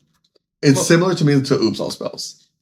I disagree with that because Oops All Spells is so linear where you're literally watching paint dry when you play against it. And breakfast is As a not. breakfast Because you can player, remove the creatures. You can actually remove the I creatures. like my deck and not the one I don't. I don't even play breakfast right now. Well, yeah, you can kill the creatures, but like when it has to be that they've got them in the wrong order. No, you just remove Cephalid Illusionist. And then they keep doing it in response. That's only with Nomad's Encore. Right. So if you hit the creatures in the right order, I don't have interaction. Yeah, that's playing bad. What do you mean it's playing bad? Like you cast them in the correct order. I don't have interaction. You rush out a Nomad on turn 1 and go, let's hope he doesn't have it. Yeah, okay, bolt. Okay, but the difference between that and like Oops All Spells is that Oops All Spells can turn 1 you. Well, then that's the debate of whether or not Yeah. turn 1 decks should be legal in the format at all. Well, Necrodominance is so inconsistent that no one actually cares. So I don't care about that. I just Yeah. think that would be a yes or no. Are we banning all the turn 1 decks? And then if that's the case, then we're banning a lot of fucking decks or cards, rather. But yeah, so like people are the only argument I've heard about that, and not banning just Balustrade Spy and the other one, is that you wouldn't take away something from Breakfast, which is an iconic deck in the format. So it's They're all iconic at this point. Fuck that. No, Yeah. no. Ban Thassa's Oracle. Ban Balustrade Spy. you're sounding like Eric right now. He hates Thassa's Oracle for Pat. Oh, dude, Eric is so base. Unless he's not playing Cloud, in which case, fuck Eric. And then Devin said to him, just because you're a Death and Taxes player, you want to bet Thassa's Oracle because you can't beat that Devin guy. has Death and Taxes. He should know better. But that's just it. The 3 cards that people talk about, and honestly, I think Modern's in a great spot. Unironically, Yeah. But I wanted to get better. Remember, don't know complacency. yeah. Let's keep making it better. Of course. Okay. Speaking of cool cards, Yes. Finally, the moment we've all been waiting for. The moment we've all Jared been knows waiting all the for. lore, so he's gonna help us. we're into Final Oh Fantasy my god! 14. Speaking of fucking lore, I'll get to it when we get to his card. But there's a wrestling reference in here that I'm uniquely annoyed by. Not even annoyed, but just like, what the fuck's going on? I can't wait. You're gonna love it. Okay, so Frank, we're on to Final Fantasy cards. Also on Banjo Church, I'm in modern pussies. I want that card so bad. That's a pack card for me. Do you know which Final Fantasy these cards are from? Ooh, I don't. Actually, I No. left out all the abilities. You know how like now they have like name, and it's like nothing. It's just like the name of the ability. Yeah. You know, like No cheating. alliance, whatever. I'm was gonna not see if looking that Jared- up. I'm looking up the cards because he's gonna need me to read them. No, you don't have to read them. They're all the text is right here. Yeah, I'll tell you when to look up a card. You have to tell me the name of what the ability is on the card that when we come up to it, I'm gonna test you. I can't do that. Yes, he's fucked. No, I can tell you which Final Fantasy they're from. Okay, the first card that we're talking about that's getting Final Fantasy, from technically from Final Fantasy that is seeing play and constructed. Dark Confidant. Final Fantasy 14. Yes, sir. What did Dark Confidant do, Frank? Our knees hurt. What are yours? I can't. I don't know. You don't know what it is? Okay. I I'll mean, tell I you. know that. Come I on, know hit that us.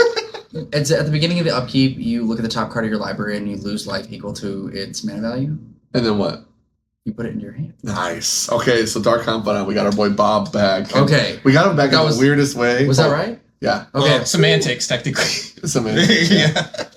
To be fair, Do you draw the card? You reveal the card. you reveal a card. Well, yeah. You have to reveal it to them because otherwise, How much life do you lose, right? yeah, you can prove that. No, for sure. Dark Confidant. Did I ever tell you the story about the guy that I was playing against at the tournament and like he had like written like no turfs on grill turf or whatever on his Oh, land? you told me. I was like, it was like the gayest shit ever, just like all his lands, and I was like, buddy, it's not in June.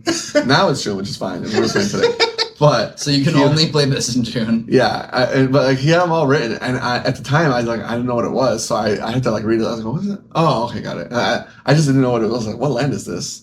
Oh, it's Secret Layer feminism or something. And so then I was like, cool. That's the. I gotta clip that one. My mom wants to watch this podcast. Oh, I love your mom. She wants to watch the podcast.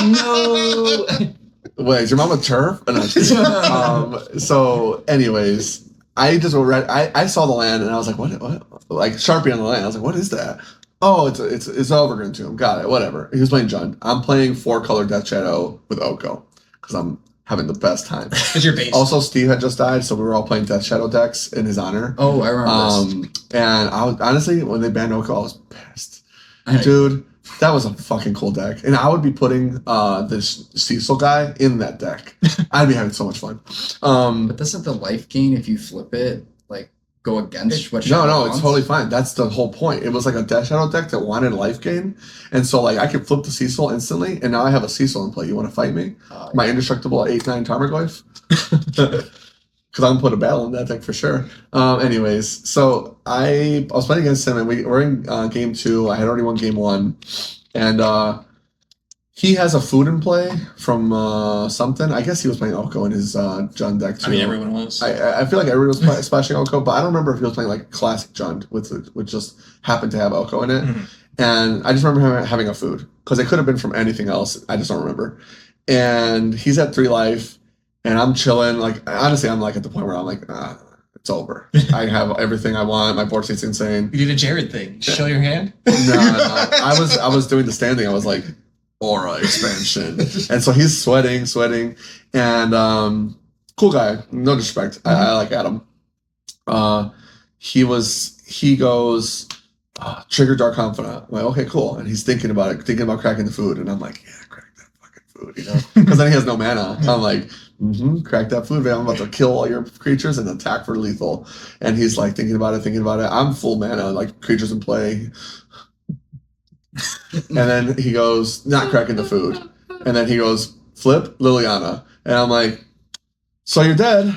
I start pulling out the match slip. And then he's just like, it like didn't click for him right away. Then he died because the trigger resolves. And it's like, that's it. That happened during pre-release, by the way. Was my opponent flipped the 6-drop and he's like, oh. Because you can't respond. It's like, you were dead. Yeah, because if you revealed it, that means like you're in the middle of the trigger. Exactly. Yeah. And so the big thing is that for him, he had lethal on board against me in pre-release. And I'm like, well, my only out is him to die in the Bob. Go ahead. Oh, that's crazy. Okay, that's awesome, actually. Game 2, he made sure his Bob died. yeah. People killing their own Bobs. That was happening a lot back then. I wonder why we all stopped playing him.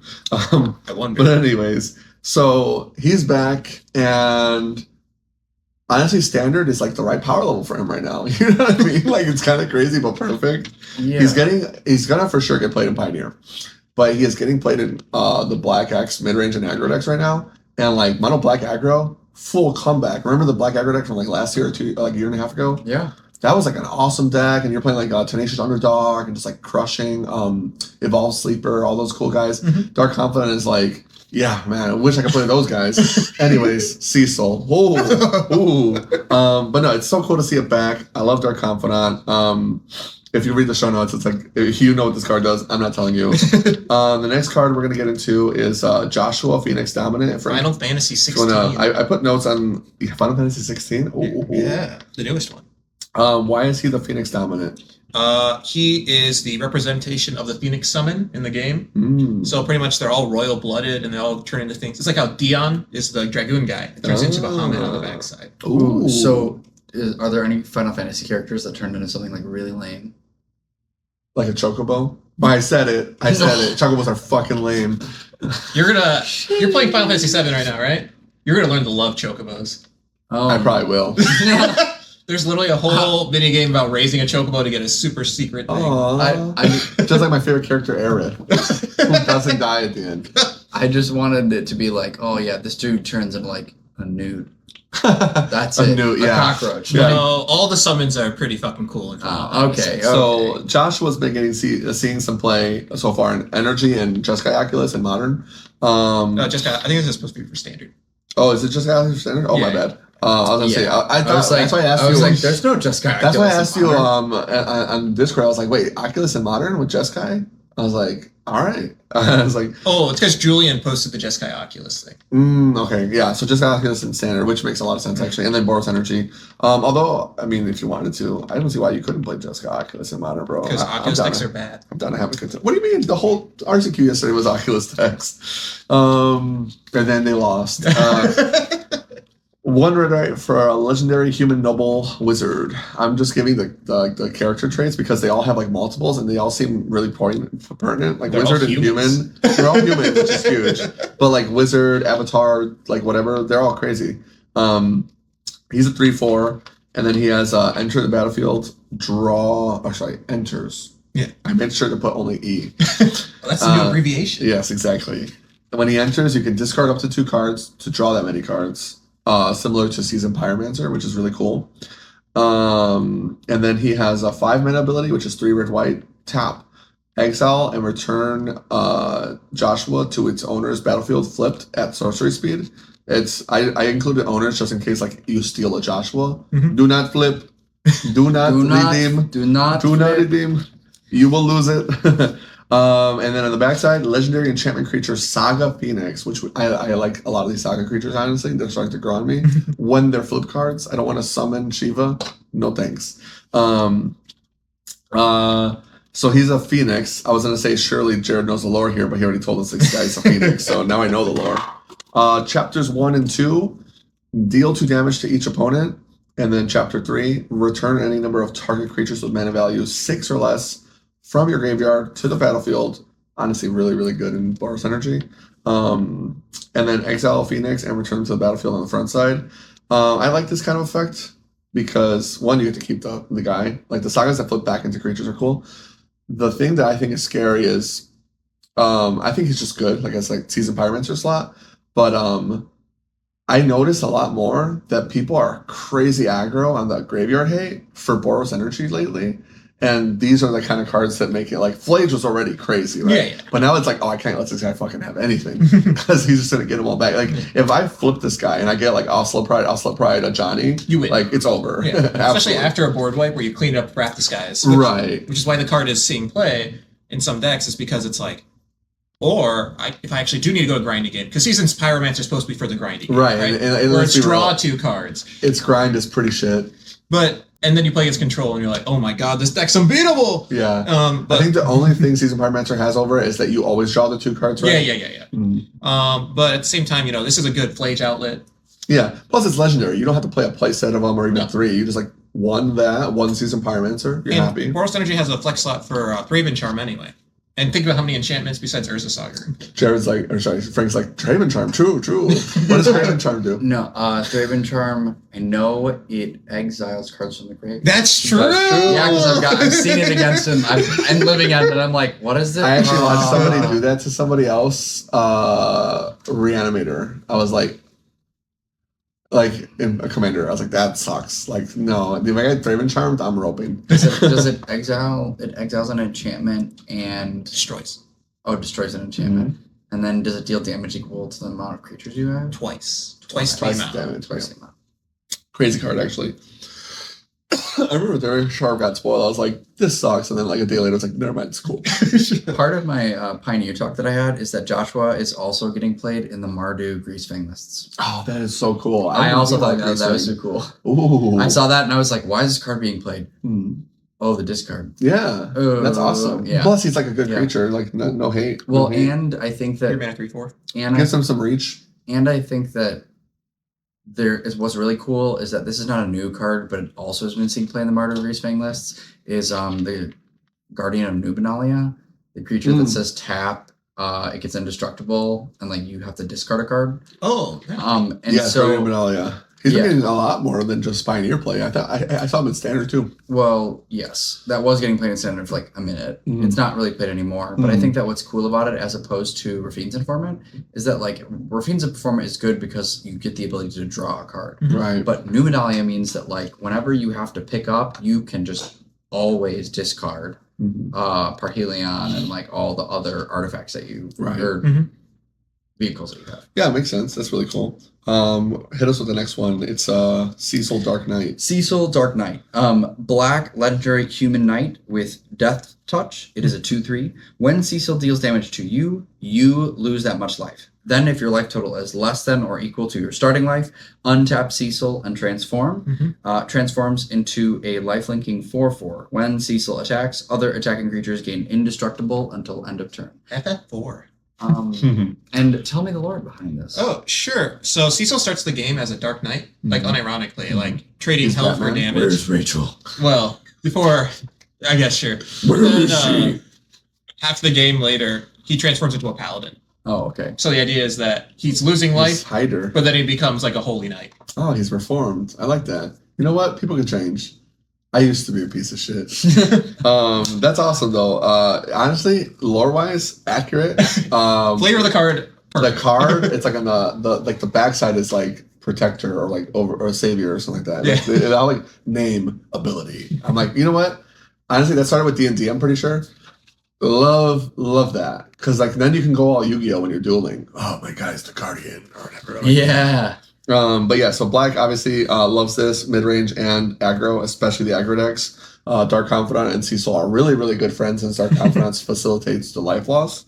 So what Frank said, whenever Cecil deals damage, you lose that much life. So if you hit with Cecil, you're losing that much life as well. Obviously, Cecil wants you to lose the life, so that's something to note, though, in these aggro mirror matches, that your Cecil can also be not your friend sometimes, but you really want it to flip, so it kind of turns into Death Shadow, where it's like when you start painting yourself really matters, and I love that. I think Cecil is such a cool card.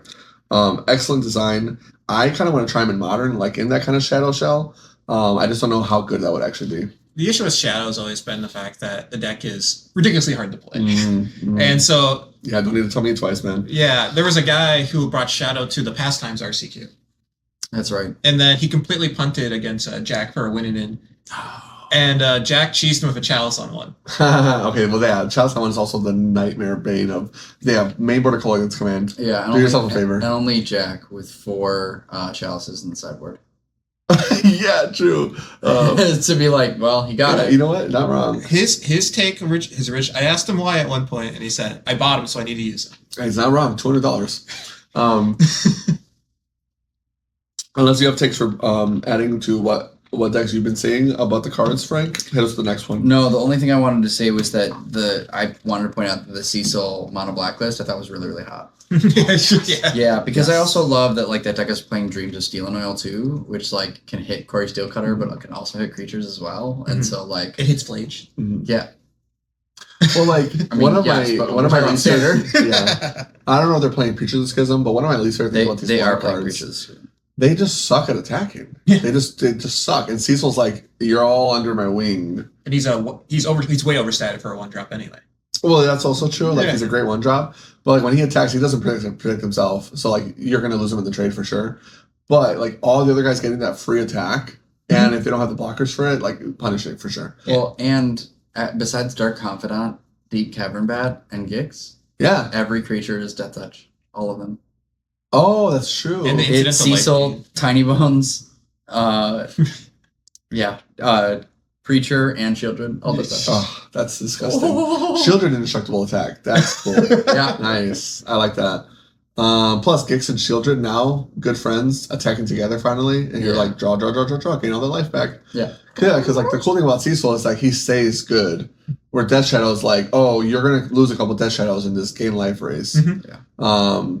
It is what it is. All right, so the The next one next is Lightning Army of One.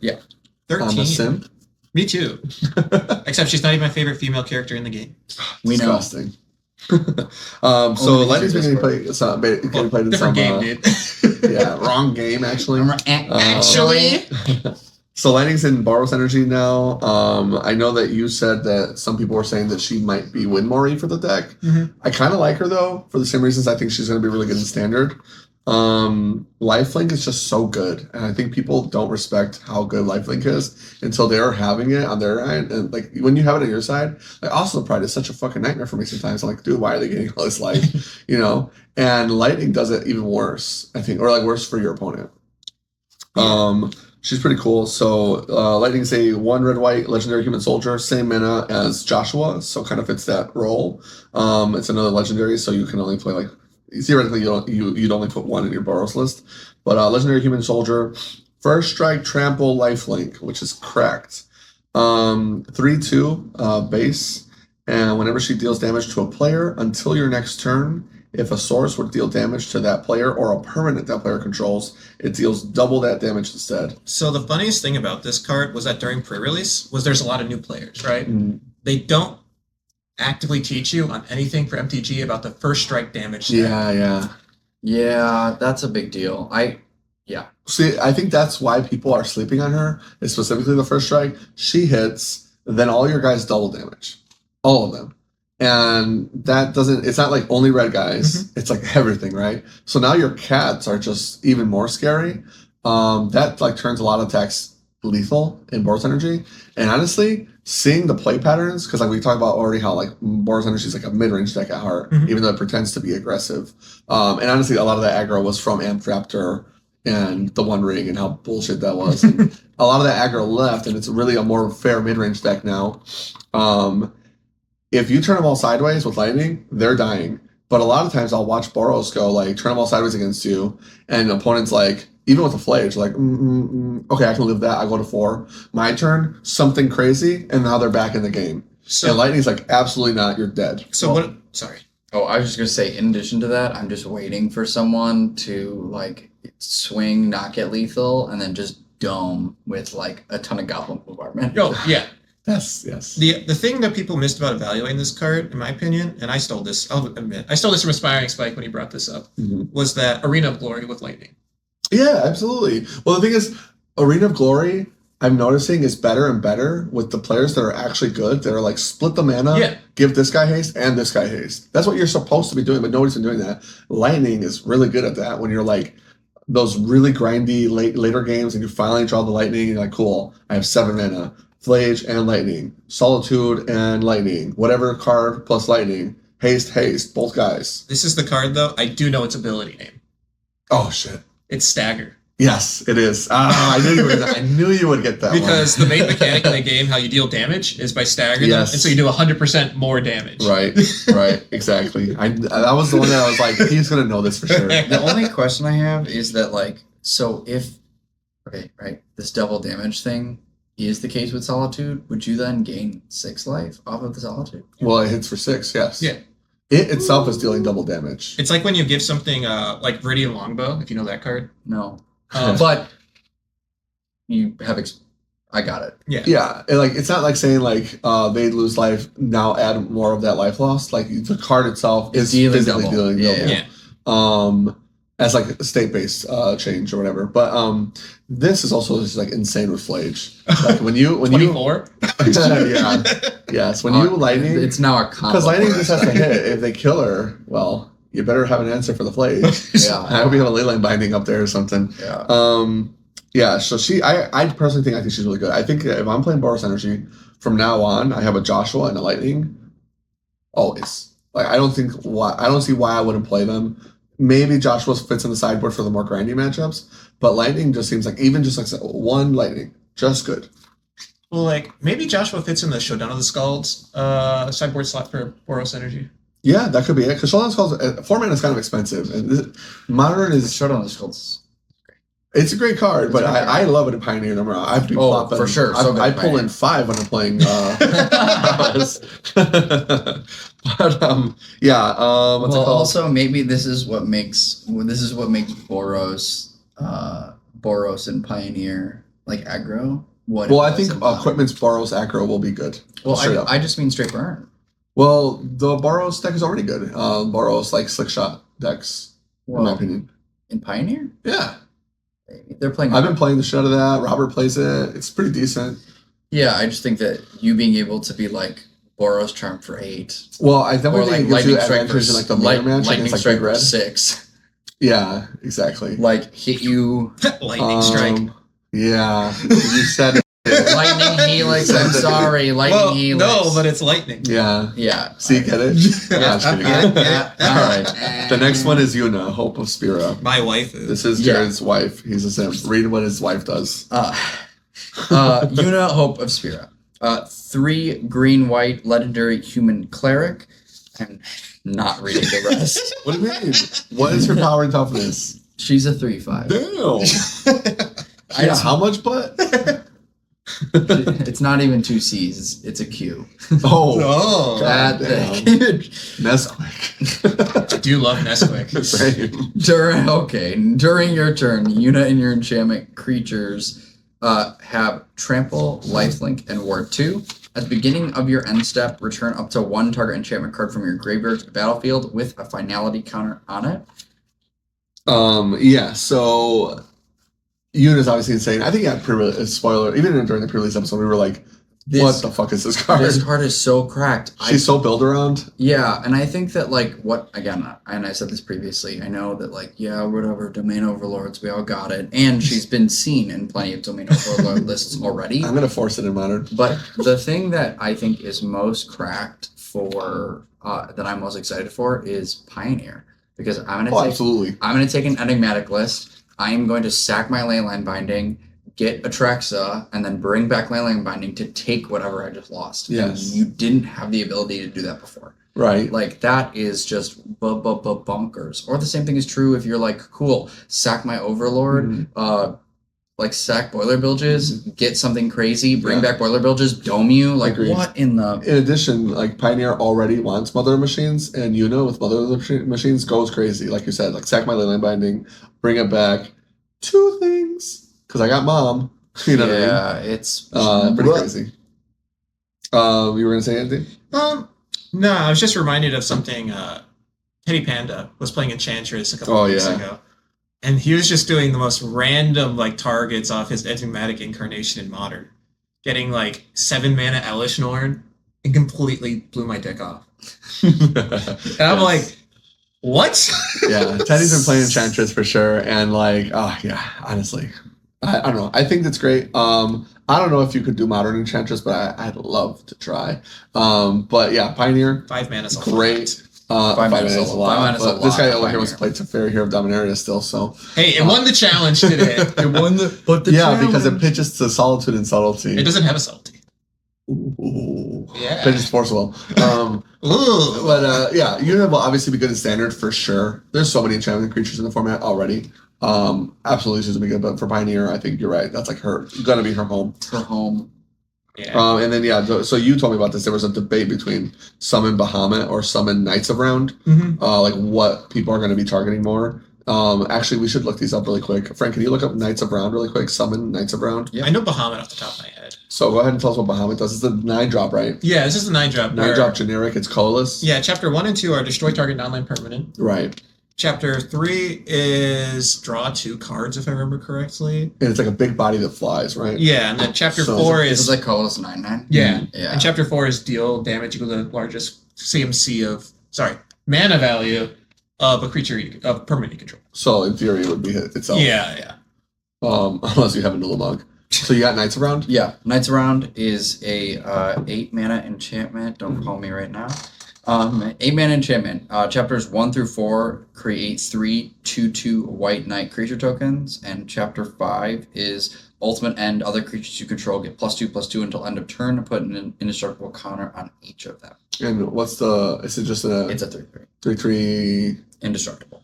Oh, indestructible. So the debate is, what's the better value target? For example, Julian was bringing up The against 3/3s are the aggro. enchantment creatures. No, they're just 3/3. They're just They're just 3/3s. 3/3s. they're- Only asking because Yuna gives lifelink and Yeah, it's a 2/2. It makes 2/2 white knight creature And then tokens. you were saying? So the debate is, for example, Zombify and Yuna, where it's if you're playing against aggro, what is the better target? I see what you're saying. It feels like you'd play both and they're situational because one of the things I like about the 3/3 indestructible is that the hard part with the Yuna is the finality counter, right? And it's indestructible, so it's really hard to kill now. And if they have an exile effect, it was going to exile anyway. I think that if you're into aggro, Yeah. personally, I would want Knights of the Round. That's what I was thinking. Because I think that more blockers is better indestructible, against lifelink aggro. blocker, and then you have the spread. Well, it's only lifelink on your turn. I guess that's true, yeah. But still, what I was thinking personally, because I don't play a lot of Standard, right? But that even more, then you have the blockers and you've got the guy you send in. Yeah, that's what I Yeah, was thinking, is yeah. that you also just create so many bodies. Sure, they have a Corey Steelcutter or whatever. I have an army of 2/2s. Yeah, and you having 3 2/2s, 6 2/2s, 9 2/2s. It's it's like the going wide versus going tall argument for sure. But you have to press them, right? Mhm. And so like if they have all these attackers, having a spread of blockers is definitely nice. Because what Summon Bahamut's going to do is pop the Corey Steel Cutter. They still have a couple monks in play. You're Yeah. still really worried about what the top deck is going to be. It really feels like Bahamut's going to be like the mid-range control draw, and the other one is going to be like the main game plan. Mhm. I agree. If that makes sense. Where you're like, now I'm playing against a guy with one Planeswalker in play. Yeah. Kill it. I have a 9/9. It almost feels like what you want to do with Knights of the Round is what Caretaker's Talent was doing. Like, it's like, I'm going to get a turn where Caretakers and Knights of the Round? it's going to be like, there's a turn where I kill you. Well, Like- that actually might be the deck. Is Yuna? It's like Selesnya Beans, which is what already was a deck, Oh my god. and then you're just like playing Yuna with Bahamut and summon Knights of the Round. You play Yuna so that you never lose your Caretakers. Like, even if they have disenchant effects, like destroy Well, evil. remember the War 2 goes away on their turn. Right. But I'm saying if they destroy evil, you can just whoop. Oh, back. that's true. Yeah, Yuna does trigger beans. is she does? And Yuna triggers Yes, beans. yes, Yes, we have ma'am. beans. The one thing that's always bothered me lore-wise about Knights of Round is there's no the. And I just always assume there is. Yeah. It's just Knights of Round. There is no the Knights of Round. Let's skip the next guy because I'm gonna get yappy. We'll mean- save that one for last because we're getting on 2 hours. So the next one is VV Ornithir, if I pronounce that correct, or Ornithir. So far we've seen it like in Modern Wizards, and there's a bunch of other shells that are obviously trying Modern VV. Wizards. There are decks that are already winning with VV, and we'll get into it. But you were saying a buddy of ours, Will Koloshik's Pro Tour team, is testing out a standard combo deck with her. That's really insane. And I got a free VV at pre-release. Ooh, I have a Japanese one in my case. And so Koloshik has mine. she is a 1 blue and red 3-drop legendary wizard, 0/3. 0 power is relevant. A 0 mana activated ability that doesn't tap. Add a combination of blue or red mana equal to VV's power once each turn. And then whenever you cast a non-creature spell, put a 1 counter on VV. It deals 1 damage to each opponent. I really like that each opponent thing because, like, I know it's a meme, but I think that alone makes her like insane for CEDH. I think people that are doing combo, like we talk about, you're playing combo, you're playing VV, and I think VV with that each opponent thing is going to be like a brrr, and then like you kill somebody, like you win a CEDH game that takes 8 hours. But yeah, if you can just like make enough mana and just storm. well, yeah, you're Spell, already spell, spell, storming spell, in spell, spell, CEDH. spell, spell, She you're just all done. has additional like bonus for that, Yeah. and you have an alternate win condition because like she's the win condition and the facilitator, Right. which kind of makes her crazy. Okay, so the combo deck is, and Jared was the one that pointed this out to me because I didn't actually know. Can you pull up Geralf of the Flesh, or Geralf the Fleshright? He's from Thunder Junction. Ooh. And then while he's doing that, I it love this combos with Agatha's Soul Cauldron, which is obviously like a card that we talked about before that's going to be insane and is always going to be insane, and forever in Pioneer will be insane, but in Standard, while it's legal, it's going to be one of the most cracked cards. Agatha's Soul Cauldron is 2 mana artifact, tap to exile a card from a graveyard, and then which is cool that it's just free graveyard hate, right? Yeah. But if it's a creature, then you get to put a 1 counter on one of your guys, and then all the creatures that were exiled by Agatha's give their activated abilities to your creatures that have 1/1 counters on them. Yeah, I think it's just it can be any card you get a +1/+1 counter. Oh, is it? I thought it was creatures only. I could be wrong. The second ability is probably what you're thinking. Well, you can spend mana as those any color to activate creature abilities. Oh, that's true. Yeah. Your abilities are like any color. That's good. Yeah, so Agatha's Soul Cauldron, obviously insane. We've already talked about it in the past. We've already talked about many decks that abuse her. Frank's going to tell us what Geralf does. Geralf the Fleshright. 2 in a blue, legendary creature, human warlock. Whenever you cast a spell during your turn, other than your first spell that turn, create a 2/2 blue and black zombie rogue creature token. Whenever a zombie enters the battlefield under your control, put a 1/1 counter on it for each other zombie that entered the battlefield under your control this turn. Yeah. So now they're all VVs. Scary, scary, scary. Yeah. So yeah, all the zombies are VVs, and they're trying to figure out how to abuse that and go crazy. Obviously, they're gonna just like cast through a bunch of draw spells or whatever the fuck they figured out, unless there's a spell that they're just like recasting over and over. One of the things I think that's really cool I'm sure they're about playing Storm Chaser Talent. Yeah, I think it was really cool outside of just VV, right? For like decks that are comboing. I really like VV in blue red for another target to bring back This Town Ain't Big Enough. So what I've seen is that one, I think BB for sure will be like this card needs to die on site no matter what. And so that is an additional target. But I've been seeing people also play Roaring Furnace in these decks. Yes. And I'm like, wait a minute. Roaring Furnace is a target for This Town Ain't Big Enough that you can pick up a removal. Yes. You can just, I get this removal back, do it again. I get this removal back, do it again. And Yeah. I think that's crazy. Yeah, it's gonna be really correct. And then Jared sent me this list that somebody posted. It was like a paradoxical outcome modern list that I was super. I was wet when I saw this list. It was like modern. Me too. It was like the Mox Opal Just Guys Tennessee deck basically, like where you have like 4 Max Ambers, 4 Mistress Bubbles, 4 Mox Opals with Tameo, like Wizards, Vivi's in there, and then you've got Flame of Honor, and then at the top end you have Paradoxical Outcome, which is like a vintage card.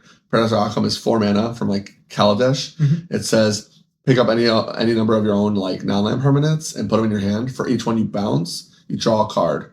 So in vintage, you're like, oh, Mox, Black Lotus, whatever, Soul Ring, draw your whole deck, play them again, ramp, and you're like literally ramping with Moxen. And for BB, it's like, well, I'm just gonna keep casting my Moxes over and over, and then make her like a huge, and ping, ping, ping, ping, ping, ping. So the deck that did well in the challenge today was almost a paradoxical outcome deck, Yeah. but instead, so it was the Tameo Emery Moxen Core, which I think is just going to be a BB auto include in that kind of for for sure. the most part. And except it was just like Flame of Honor, Tormod's Crypt, and then everyone's favorite 2-drop from Tarkir. Corey Steelcutter. Yeah. Yes. Oh yeah. Same list we were talking about. Paradoxical Outcome also had Corey Steelcutter, which I forgot somehow. And they just die. Yes. It's very cool. It's like the Storm deck that Alex wanted to build, where he's like, I'm going to put Corey Steelcutter and Ruby Storm. They're like, yeah, we can do that. But this actually kills But them. it'll actually kill them. But yeah, so we've seen some really cool stuff. And then I think you said it got third in the challenge in the Affinity Shell. Yeah. What's it called? I think the card is sweet. I like BB a lot. I still think it's the strongest card in the set, although Cecil is definitely a 1-drop, you know. My favorite card, though, we're going to get up to pretty soon. Next one is Cloud, Midgard Mercenary. Oh, sorry, you had a... One thing. It's from Final Fantasy IX. I did. Oh, jeez. Oh, gosh. I was going to die if you didn't tell me. No, Thank he's you. right. He's not wrong. The next one is Cloud Midgard Mercenary. He was in Soldier. Now he's a mercenary. He doesn't care about planet. I learned a lot while I was playing Final Fantasy How many VII. hours in are you? I like 5 or something like that. I don't actually remember. Only 35. I was falling asleep during that one day, though. 35 left. Oh, Somebody was telling me I was halfway through because I saw Earth in the red dress, and I was like halfway through. I Maybe barely disc started. I was There's like, 4 discs. yeah. I was also like, I haven't even fought a boss that I remember. Anyways, what does it do? Actually, I didn't put what it does. Actually, we can ask it. Yeah, what does Cloud do? Oh, gosh. Okay, so when Cloud enters, you search your library for an equipment, put it into your hand, Stoneforge, got it. and it's double white. Yeah. What's its power toughness? I forgot. 2/1. Yeah. 2/1. It's reverse Stoneforge. And there's a second ability. And if an ability of an equipment would trigger, it would trigger a second time. Close. An Dang. additional time. Well, not that. It has to be equipped to Cloud. Oh, As we if equip it's the Cloud for the equipped to additional, Cloud, yes. it will equip an additional. I was so close. Yeah, no, that was actually really good. And you which pulled Final it? Fantasy is it? Oh. I have no idea about that one. Terrible. It's 7. So obviously we've seen him in Hammer already. There's a 5-0 list with Hammer. Can you pull up Cassandra from Assassin's Creed? Okay. And then do you know what the Spirit of Leonidas does? It does like so much text. I know Cassandra puts it into play. I don't remember. Really quick, can you look up Spirit of Leonidas then, Jared? Okay. I actually don't know what it does. But while he's doing that... Cassandra Ego Bearer? Is that what I'm doing? Yeah. So while you guys are doing that, Cloud specifically, we were talking about how since it's been spoiled, we're like, is this going to be a Death and Taxes card? Can it be good? Because Death and Taxes has always been like the equipment deck historically because of Stoneforge Mystic, etc. And it's almost like your 5th copy of Stoneforge Mystic, unless you want more, depending on if you're playing a Yorion deck or whatever. There is also the neat interaction I have to make a short for that Jared requested, where specifically with pre-war formal wear, which is Fallout. Yeah, Fallout. Yeah, Commander Fallout. Really cool enchantment, gets played in Legacy. Sometimes it gets played more than one of as like an equipment, which is funny because like usually all the equipments in Legacy are like one of. You search it out, you get it, that's it. Pre-war former is the only one I've ever seen that they're like, I might want more than one. And specifically it's because it says when it enters the battlefield, you can get a 3 mana value or less creature and equip it to the formalware out of your graveyard. So it's really strong. And I think if they gave us that in Modern, Hammer Time wouldn't even need lures. It would just be a deck again because now you have like ways to like get your guys back. Yeah. I'd love to see that. Specific interaction with Cloud. If you pre-war formalware the Cloud out of the graveyard and equip it, it actually gives you an additional trigger because Cloud is equipped to it and it's supposed to trigger an additional time. So it's a weird, quirky interaction where you're like, oh, I can get 2 guys back. And that's kind of awesome. Yeah, that's correct. It could be good enough because it's 2 for 1-ing on that level that Cloud becomes Legacy playable at that point.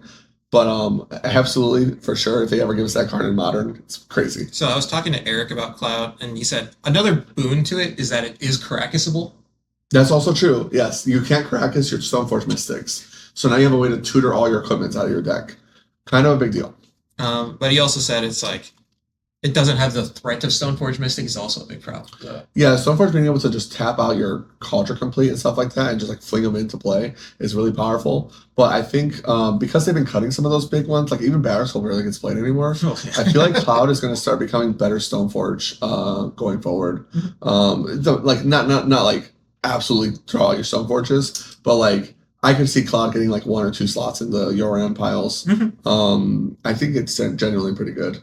I mean, double Sophie trigger, like. Well, that card's unplayable. Yeah, but like if they really wanted to, like double triggers, like you got to start thinking about all the equipment now that they weren't playing at all. It's like, okay, is a second trigger making this card busted? Because like Jitte is one of them. I think Jitte was unfucking playable, and now with 2 triggers, it's like, wait, this might be just the best equipment again. Yeah, I mean, for Cloud, one of the things people were looking at was unironically Buster Sword. Yeah, no, for sure. But like Jitte getting 2 counters in the past was like, oh, this is over. Thalia has first strike. I'm going to minus your guy in combat. And now it's like, oh, 4 counters? That's Fury. So yeah, it's really cool. Give us Cassandra. Cassandra, Eagle Bearer. 1 red, white, legendary creature, human, assassin, warrior. Haste. 1 Cassandra enters the battlefield, search your graveyard, hand, and library for a card named the Spear of Leonidas. Put it onto the battlefield, then shuffle. Whenever a creature you control with a legendary equipment attached to it deals combat damage to a player, draw a card, and Cassandra is a 2/2. And the Spear of Leonidas. Whenever an equipped creature attacks, so it's a trigger on attack, choose 1. Bull Rush, it gains double strike until end of turn. Summon, create a Phobos, a 3/2 red horse creature token. Revelation, discard 2 cards, then draw 2 cards. All right, let's try that again, but slower and less autistic. Okay. And also, what's the mana value? It's 3, but it gets put into play by Cassandra. That's true. Kind of flips it in. But if you draw it, it's 3 mana. Yeah. All right, so give a guy double strike, create a 3/2. Yeah. Or discard 2 and draw. Yeah, but there's a comma. Discard 2, draw 2. So. It's Season Pyromancer. It's Season. Nice. Equip for 2. Yeah. And then it's attack trigger 2. Oh, that's so nice. Yeah, so with Cloud, if you're actually able to equip it, you could literally pop. You could have quadruple strike. Yeah, exactly. Last strike. Last strike. That's a reference. I love first that. strike and left strike. I love. Last strike is from Infinity. That's true. Infinity. Yeah. So the whole thing that people were trying out was Cassandra, because Cassandra draws a ton of cards by herself. Right. And so it's give her double strike or Yes. give Cloud double strike, then draw 2 cards. It just fills up your bin if you have a Flage too. It's not bad. I think that's really cool. I did love seeing that the 5L list happened and like we were like finally at least Hammer's like doing anything. Did you guys see anything else quirky about Cloud before we jump into the next one? Huh? Oh, has he given you the word? Well, he hasn't played Legacy for 3 weeks. So. Okay, so we'll have to find out on the next one. Is he becoming a normie too? No, he's just been sick. Oh, okay. He's gonna go to Wisconsin.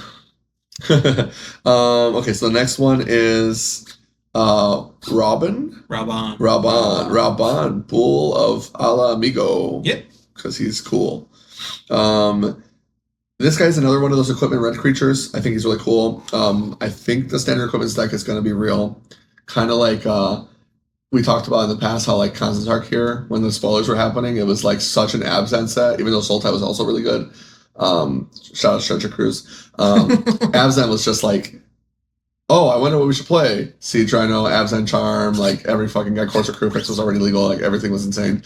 And like I had multiple friends that were like playing Abzan out the gate at pastimes, getting like top 8s, and it was so obvious, you know, it was like handed to you. And I think the same thing is happening to us with this equipment stack. It's like they're very clearly indicating they want us to play equipments, but that doesn't necessarily mean it'll be good. I personally think, from what I'm seeing, I think standard equipment deck is going to be good. We were already trying to force it into a deck with all Obi-Wan and other stuff, Gabe and I. And like you still have cards like Kemba and whatnot that are pretty powerful. So Kemba, in addition to Raoban, equipping your guys free Buster Swords or whatever, might be like you might bust your opponent's mouth open. So go ahead. Oh, I was gonna say, like, what actually could add to that is that there are some really cool legendary equipments. Like there was the one green-red sword from Fortune Frontier. Yeah, Fortune Frontier. Oh, yeah. Because I was like, what else do you play besides Buster Sword? But I was like, oh, you could play Fortune Frontier. Body and Mind. No, is it Body and Mind's the blue-black one from... Oh, no, Mind and... Because then there's also the one from Outlast Under Junction, the auxiliary set. No, it's not Mind. It's not Mind. It's, you're right. It's the blue, it's the Demir sword. There's the Demir sword that's like, I can't remember anymore. Because they're unplayable. I'm so sad because I was... Well, not unplayable anymore. Yeah. Cloud's trying to double those triggers. Lost GT. Lost GT, actually. Unironically, I think Lost GT is good. We were already doing that because there's a lot of one-drop ones. Yeah. So we got Basilisk Collar, Lost GT. I forgot Basilisk Collar's legal. Foundation. Lost GT. And then there's Lava Spur Boots. And so with all those, we were doing like 6 1-drops, and then we were playing Leyline X, so you had like the free one, and you were basically like playing Affinity Equipments. And so we were playing Nahiri from Marsha Aftermath. That's a 6-drop, but she's a 2-drop if you have equipments. Mm-hmm. And she's insane too, like 5 power 2-drop. And you got Kemba. There's like that whip that you can get from all Obi-Wan that makes your equip costs less. There's Furion also from this set, right? Yes, exactly. There's so many options. I feel like it's got to be a thing. I don't know. Because Furion's the one that grabbed it from the bin, right?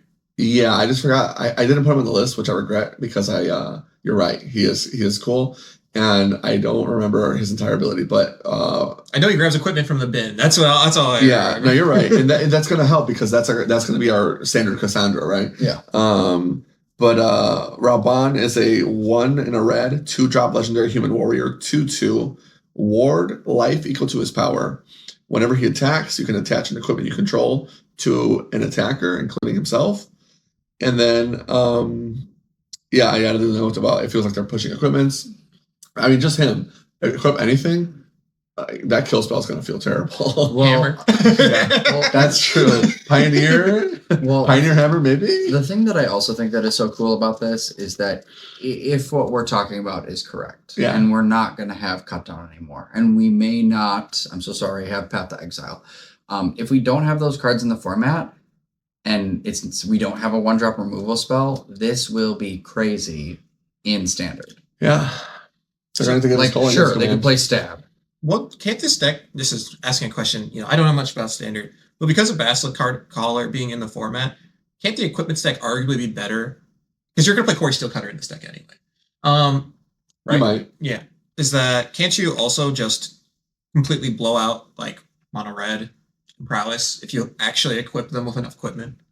Yeah, theoretically, I think you're right. That's kind of where my head's at because of Basilisk Collar. I might even slot in a lightning in the list for the same reason. It's just tough because they might kill you too quickly through the Basilisk Collar. It just depends on what the turns look like. It might even be like a who goes first thing. Yeah, like they're gonna go like Mouse on turn 1, Corey Steelcutter on turn 2, right? Yeah.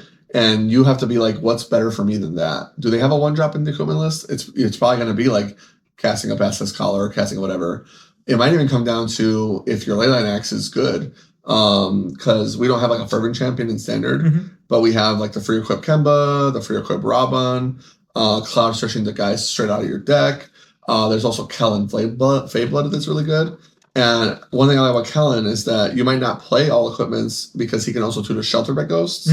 And Shelter by Ghosts is like your mind getting blown. No, I just got my mind blown because are you talking about the Boros Kellen? Yeah. the adventure Kellen? Yeah. His adventure is search for different artifact or equipment, aura or equipment. And so what we were doing, Gabe and I, for like our tier 2 equipments like we've been forcing on Arena, is 4 Shelter by Ghosts, and then like 1 chainsaw, 1 Phyrexial whip, and then like the 6 1-drops, 4 leyline axes because you want to have it on turn 1. Oh, what about what's that equipment from Duskmorn with lifelink? Dissection tools? Oh, dissection tools. We were talking about that card. I think you're right. I think dissection tools gets played in this kind of list because of the straight up instant lifelink. And then there's and what's awesome about dissection tools is that like you could hit a really sweet target off of the manifest. Well, if you hit Rabban, it's over. Right. Well, and then like the other thing I was thinking Top about end Gilgamesh. was that just be top end Gilgamesh. Top end Gilgamesh. Just win the game. What is Gilgamesh? I forgot. Gilgamesh just played it. Is a 6-mana samurai from FF5 that says when it enters the battlefield, it's a 6-mana 6/6. Look at the top 6 cards of your library, put any number of equipment onto the battlefield, and equip them to a target samurai you control. Sure. And then when it attacks, do it again. And also, there's that haste spell, or what's that haste boot? What's the Loudspur boots? No, the other one. Swiftfoot boots? Yeah. Oh, it's kind of expensive. I was just thinking if you're actually going to do the meme. Or is it Gilgamesh Lightning thing, Greaves? Is it Lightning Greaves or Swiftfoot boots? It's Swiss Spear. The problem with I think Swiftfoot boots is that they cost 1 to equip. Yeah, but with Gilgamesh and Rabban. Yeah, true. But Rabban has to attack, so you don't actually get the additional haste. Yeah, that's the only issue, right? Like, if it was Lightning Greaves, it's like... And then I guess my last question, I'm sorry, is about the shitty equipment. Because I used to draft a lot of All Will Be One. Yeah, The same. The shitty... That was the one that I... For Mirrodin! Yeah, for Mirrodin, exactly. That was the one he took me to at Medical Man where I top-aided. Or is it First Aid Comics? For anyone that asks, yes, it is called First Aid Comics. If you actually want to go. But yeah, Not Medical Man Gaming. But that's what it looks like. it was just so memorable to me because every time I played one of those stupid equipments, I literally shouted in the room for Mirrodin because I just told them, I'm reading the flavor text, dude. I'm reading the ability. You're not beating the allegations either. And you're not beating the allegations. So what was the one you were talking about? Because I do agree, a lot of the For Mirrodin cards are powerful. The best ones were only in the commander decks, right? Right. Well, the broken ones. There was the 3-mana flying one though. But There's also the one that's like a dragon. It's like a dragon. But there's also the Hex Gold Wings. Yeah, but there's also the 2-mana job select one from this set. I think the job select ones are unironically really good. Unironically, like straight up. I think that they're unironically really good. I actually haven't made it yet, but I took down all the pictures to talk about this because Jared has talked about it with me so much that I have thoughts. What, finding a job? No. I love you, Mom. He did do that too. Shout out to Jared's mom. Shout out Appreciate to you. Jared's mom. She And dad, because she saved my whole hiking. life. But job select being compared to Formulated, like within the limited format. Yeah, I actually think job selects are better, like across the board. Hard disagree. Really? Yeah. Than for Mirrodin? Yeah. For the 2/2? I think because they're all it- cheaper and you just get the instant impact are better. They all are 2/2s. I think that generally the abilities of the job select ones are better. Yes. The problem is that 1, they're 1/1s, and 2, all of the equip costs, and this doesn't matter for standard, but for limited specifically, most of the equip costs are really expensive. Mm-hmm. Ninja Blades is 3. That's the best I one. think they're intentionally Ninja- expensive. They're not meant to be equipped. Yeah, whereas for Mirrodin, it was normal like 2-3 mana to Those- like re-equip. Which is why we were trying the lava whip or whatever. What were we saying? But the thing about the 4 Mirrodin ones was that, they don't have as much impact at all. Like, sure, you get a 2/2, but for example, the common, right, was the 2 mana give something +1/-1. Yeah. And it's like, or you could get... That's my issue with them. I know you get a better body, but I think that because the equipments from the job selects are just so much more impactful. Like, I just want anything to equip it to. Like, the card I'm thinking the most about, like, if I'm actually going to play Gilgamesh that I really want to bullshit around with is Machinus. Which one is that? Machinus is the 5-mana one that pretty much you win drafts because it gets +2/+2 for each artifact you control. Oh, yeah, that was the 5-mana one. Yeah. You know what I'm thinking about? Are we going to put the Aether Spark in this bitch? Actually, Yes. ironically. That would be awesome. Yeah, someone did say that at pre-release, and I was like, oh. And then you get the double triggers of the cloud. Well, that's what I'm saying. Like, Oh yeah, double trigger. Like then you're like ulting it immediately. It's like it instantly had like 30 counters. Yeah, you're and like. then Furion can get actually the Aether Spark back. Okay, well that seems worth it. I don't know. I think that seems worth it. I'm about to make 10 mana of any color or whatever. Oh my gosh. Play your Gilgamesh. Well, that's how you catch a Gilgamesh. Maybe it is Aether Spark into Gilgamesh. Who knows? But I like that. Now that I can get into. The most fun game he had when he was drafting was definitely when he resolved Gilgamesh and then read, it triggers when it attacks! Yeah, like I did it and I was like, that's pretty good. And then I attacked and did it. Well, that's again, what I like about like, all of them. They're all like ETB attack triggers. Almost all of them. And I was like, oh, this is what we've been waiting for. Well, yeah, because you need, as we talked about on the last episode, you need to have cards that are such high mana costed to have both of those abilities. Otherwise, they're unplayable. Right. That's why I think also Lost Cheat Day will be really cool. Oh, 100%. I was already doing Lost GTA, and the amount of times untap a land came up exactly. where I was like, oh, extra mana, you're dead. Yeah. I'm paying for my shelter by Ghost. Yeah, it's 100% agree. It's just making treasures. It's literally like Ragaman on a stick. And you get 2 with Cloud. Ragavan on a stick. Speaking of Ragaman on a stick, we didn't even talk about Van, but we might have to skip him. Because he's not really doing that much yet. No, He will. Van will. We'll talk about him in a future time. They just have not cooked with him yet. For now, we got to talk about my girl, Tifa Lockhart. Which Final Fantasy is she from? I have no idea. Come on, man. 7. Her and Cloud beating ass together. Man. Yeah, okay. so she's not in like a deck yet, but she just kind of fucks is what I put. Oh, someone will have. I'm not kidding. I just want to have a Lumra Aftermath Analyst. Well, I was saying in the short that I made, I was like, I really want somebody to scale up and then go play a fetch land in Modern and just go like, I kill you on turn 2 or some shit. What is really funny is before we started, Jared was like on the way here and we were talking in Discord. He sends me a photo and it's literally a picture of somebody playing. It was a Legacy? Yeah, it was lands. Yeah, Legacy lands versus Legacy. No one knows. Something Tifa. Dude has a Merilage in play. You know what Merilage is? You know what Dark Depths is? I know of Dark Depths. You know what it does? Is it the land? Yeah, the land. And then what? And it untaps. It doesn't untaps. Oh no, it doesn't untap because you have to remove a It counter. doesn't from even make mana. It doesn't make mana. It's just a land that has 10 ice counters on it. And the counters remove every upkeep. No. No, you pay 3 mana to get a counter off. It's terrible. Explain the card then. So it's like, no worries. I'll stop. Just So go. Dark Depths is supposed to be bad. It's like a land that does nothing. Right. 3 mana, remove an ice counter. So it's 30 mana, right? The problem is that a little bit later they created this set called Gate Crash. Where they were breaking down the gates, and Thespian Stage came out. You should know about that. Oh yeah, that copies. It copies it, but it doesn't copy its counters. So then you got state-based actions, 2 Dark Depths. You sack the original, and then state-based, or not state-based, perpetually activating trigger. Yeah, reflexive trigger. Yeah. I don't have counters. Sack me. I don't have counters. Sack me. And like you can't stifle it because if it stifle it, It triggers again. It goes. Well, I still don't have counters. Sack me. The coolest thing I've ever seen was someone went to they consigned their own trigger in response to Wasteland with the ability on the stack. Oh, that's so smart. Because then what happens is Dark Death takes priority again. Yes, dude. That's crazy. That's crazy. That's awesome. Yeah. So then it goes when you sack it, you get a 20/20 flying indestructible called Merilage, and that was the thing in the ice originally. I win the game, but Yeah, 20 damage. So like you would do that on their end step with lands and just be like, okay, cool, hit you for 20. Do you have an answer? Do you have a Baleful Strix? You know. it doesn't matter. Well, I mean, it's a blocker. But the picture was the guy with Merilage in play, and then him losing, and what he lost to was blocking Tifa, and Tifa had 42 power.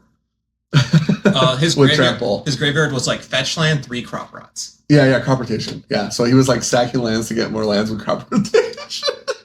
And the caption of the picture he posted was, "I'm not sure how I feel about this." Yeah, yes. I felt great. I was chubbed. So, anyways, Tifa Lockhart, 1 and a green, 2 mana, legendary human monk. Trample. Merilage don't have no trample. Tifa Lockhart has trample. She's a 1/2. So theoretically, you're supposed to go like 2 to the X and go crazy, right? Because you're like, 2, 4, 8, 16, whatever. That's a lot of lands, right? Like 2, 4, 8, 16, 4 lands in one turn. Like it's a lot. even with fetch lands, but crop rotation obviously kind of facilitates Scale that. up. The problem, yes, exactly. That's the short I made is like, well, Infect's already kind of doing this. They just go, boom, Mandible Corrosa, right? So if you start her off as a 6 with a scale up, then Landfall 1 is 12. And so fetch land insta-kills, and that's just in Modern, which I really want to try to do. I still think the coolest moment at pre-release was when Julian and Ethan were playing against Devin and David in Two-Headed Giant, and they domed them for 40 with Tifa. Yeah. Oh yeah, I know. I remember that happening. And so, like in Standard, theoretically, like cards are going to ban, even though we have the Duskborn version. +3 her, right? She's a 5 power, and then you play like a fetch land, like an Evolving Wilds or a Fable Passage or Yeah, I whatever. think it's Fable Passage. Fable Passage, anything. I mean, I'd rather play Fable Passage, right? But you can play Fable Passage, and she's doing 20 damage. With if you have played a Monstrous Rage on her or something. So that I think could be good too. Ironically enough, you could even play it in like a green-red shell where you're playing the Duskborn Delirium Double Strike spell, but you're definitely playing her with I forget the name of it, where you get +3/+0, and if it dies, you manifest dread. Oh, turn inside out. Turn inside out. Yeah, turn inside out. Monstrous Rage, whatever. Tifa goes crazy. I think she's a good card, legitimately. Yeah. People are not talking about her, which is pissing me off. You know, I think this card's cracked. I think that people are going to figure this out. Yeah, exactly. It's only a matter of time before people figure out how crazy the card I is. just don't understand how people don't figure this stuff out as early as we do. Well, no, it's not that. I think they're just already playing with the fun toys. Ooh, Yeah, It's the the number one- obvious stuff. The number one rule of deck building is you try 4 of everything in your deck, yes. and then you trim down from there. Sure. Because like she's already crazy in center to me with like Snakeskin Veil. That's what I was thinking. Maybe it is. That's You're like, wait, you just can't kill her, and she's bigger. Right. And even just Snakeskin Veil alone, that's like now you're going 2/4/8 instead of 1/2/4/8, right? Well, I'm also thinking like this is not particularly good, but like in Standard, if you went turn 1 Elf, turn 2 Tifa, Right. turn 3 you play land plus the hasty thing. Oh no, I was thinking of. There's a hasty combat trick that gives it like +3/+0. Oh, I was thinking of the explosive. I forgot. The explosive vegetation battle. Oh, invasion of. It's not Ixalan, right? There's a 4-mana invasion that's explosive vegetation, right? Yeah. Yeah. It gets 2 lands. Yeah, and so That's not bad. you could do that on turn 3. Isn't there a So- dinosaur that does that for 3 though? That one's gone. Yeah, Tiberius Tower's gone. Yeah. No, there's a dinosaur from Tarkir. It's like search for 2 forests. And you put them onto the battlefield. I thought. Oh, yeah, the Bloom Vine region. Yeah, something like that. That seems better to me. Yeah, But, even way better. But that was my thought. yeah, Like no, if you can I explosive agree, vegetation, Yeah. like Well, This would be the kind of deck I'd play in Standard, by the way. the Tifa Lockhart deck. yeah. Or I is know it this only player because with you Pioneer have a hots and for Pioneer with Tifa Scape Lockhart? Shift. No, it's because of play patterns, right? So I was gonna play Yuna, and then Marty literally told me, Sorry "Listen, about my fart or whatever that guy's car was doing. he has a small penis." Is what happened. Whoa. How do you know? Compensate. I'm very well aware. Exactly. You're like, But, okay, buddy. So South Park episode. I was gonna build the Yuna deck in Standard, which was Domain, right? And then I looked at the price, and I was like, "I'll think about it." Sure. And then Marty texts me and goes, "Don't." Don't. Well, Stop. Because he said you're gonna die to every aggro deck. well, How outside. does he know? Well, honestly, outside of like My lawyer just advised me. outside of just the hedge mazes, I'm pretty sure I have most of the deck. So if you really wanted to play it, All right. Maybe next season. Okay. We've been going on for a really long Yeah. time. Let's get really into, long let's time. get into this last card. One last card we're talking. We were not going to talk about what was it? The reanimate the artifact guy. Furion. Fury. Yeah. Final We're Fantasy gonna, but II. we are going to talk about probably one of the most famous, if not the most famous, Final Fantasy character of all time. Which Final Fantasy is he from? See. 7.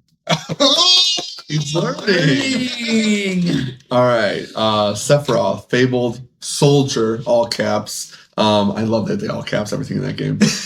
We've been seeing him already in some Samwise and Yawgmoth. Unfortunately, to the guy that's been crashing out on Sal's videos, Samwise will not be on camera for my RCQ. Our boy Matt has been having some alpha issues, so if you're spiritual, please pray for our boy. He's not doing too hot, and he needs some rest.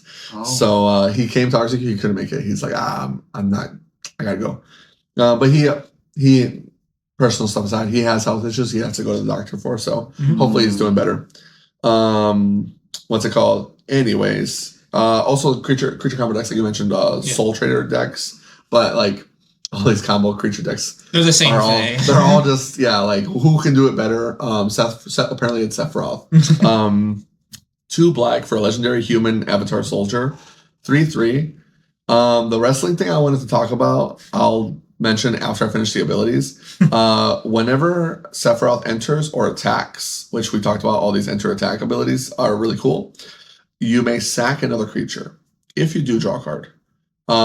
That's pretty good already, like A to B, sack, draw, whatever, attack, sack, draw. He facilitates his own ability though, which is Sephiroth has a Blood Artist passive, which is whenever a creature dies, but it's not himself. So Blood Artist also triggers for itself. Sephiroth's for everybody else. Any other creature dies, target opponent loses a life, you gain a life. If this is the 4th time this ability has resolved, so like if it goes like, let's say it goes on the stack multiple times because you're responding to stuff, whenever it becomes the 4th time to resolve, he transforms.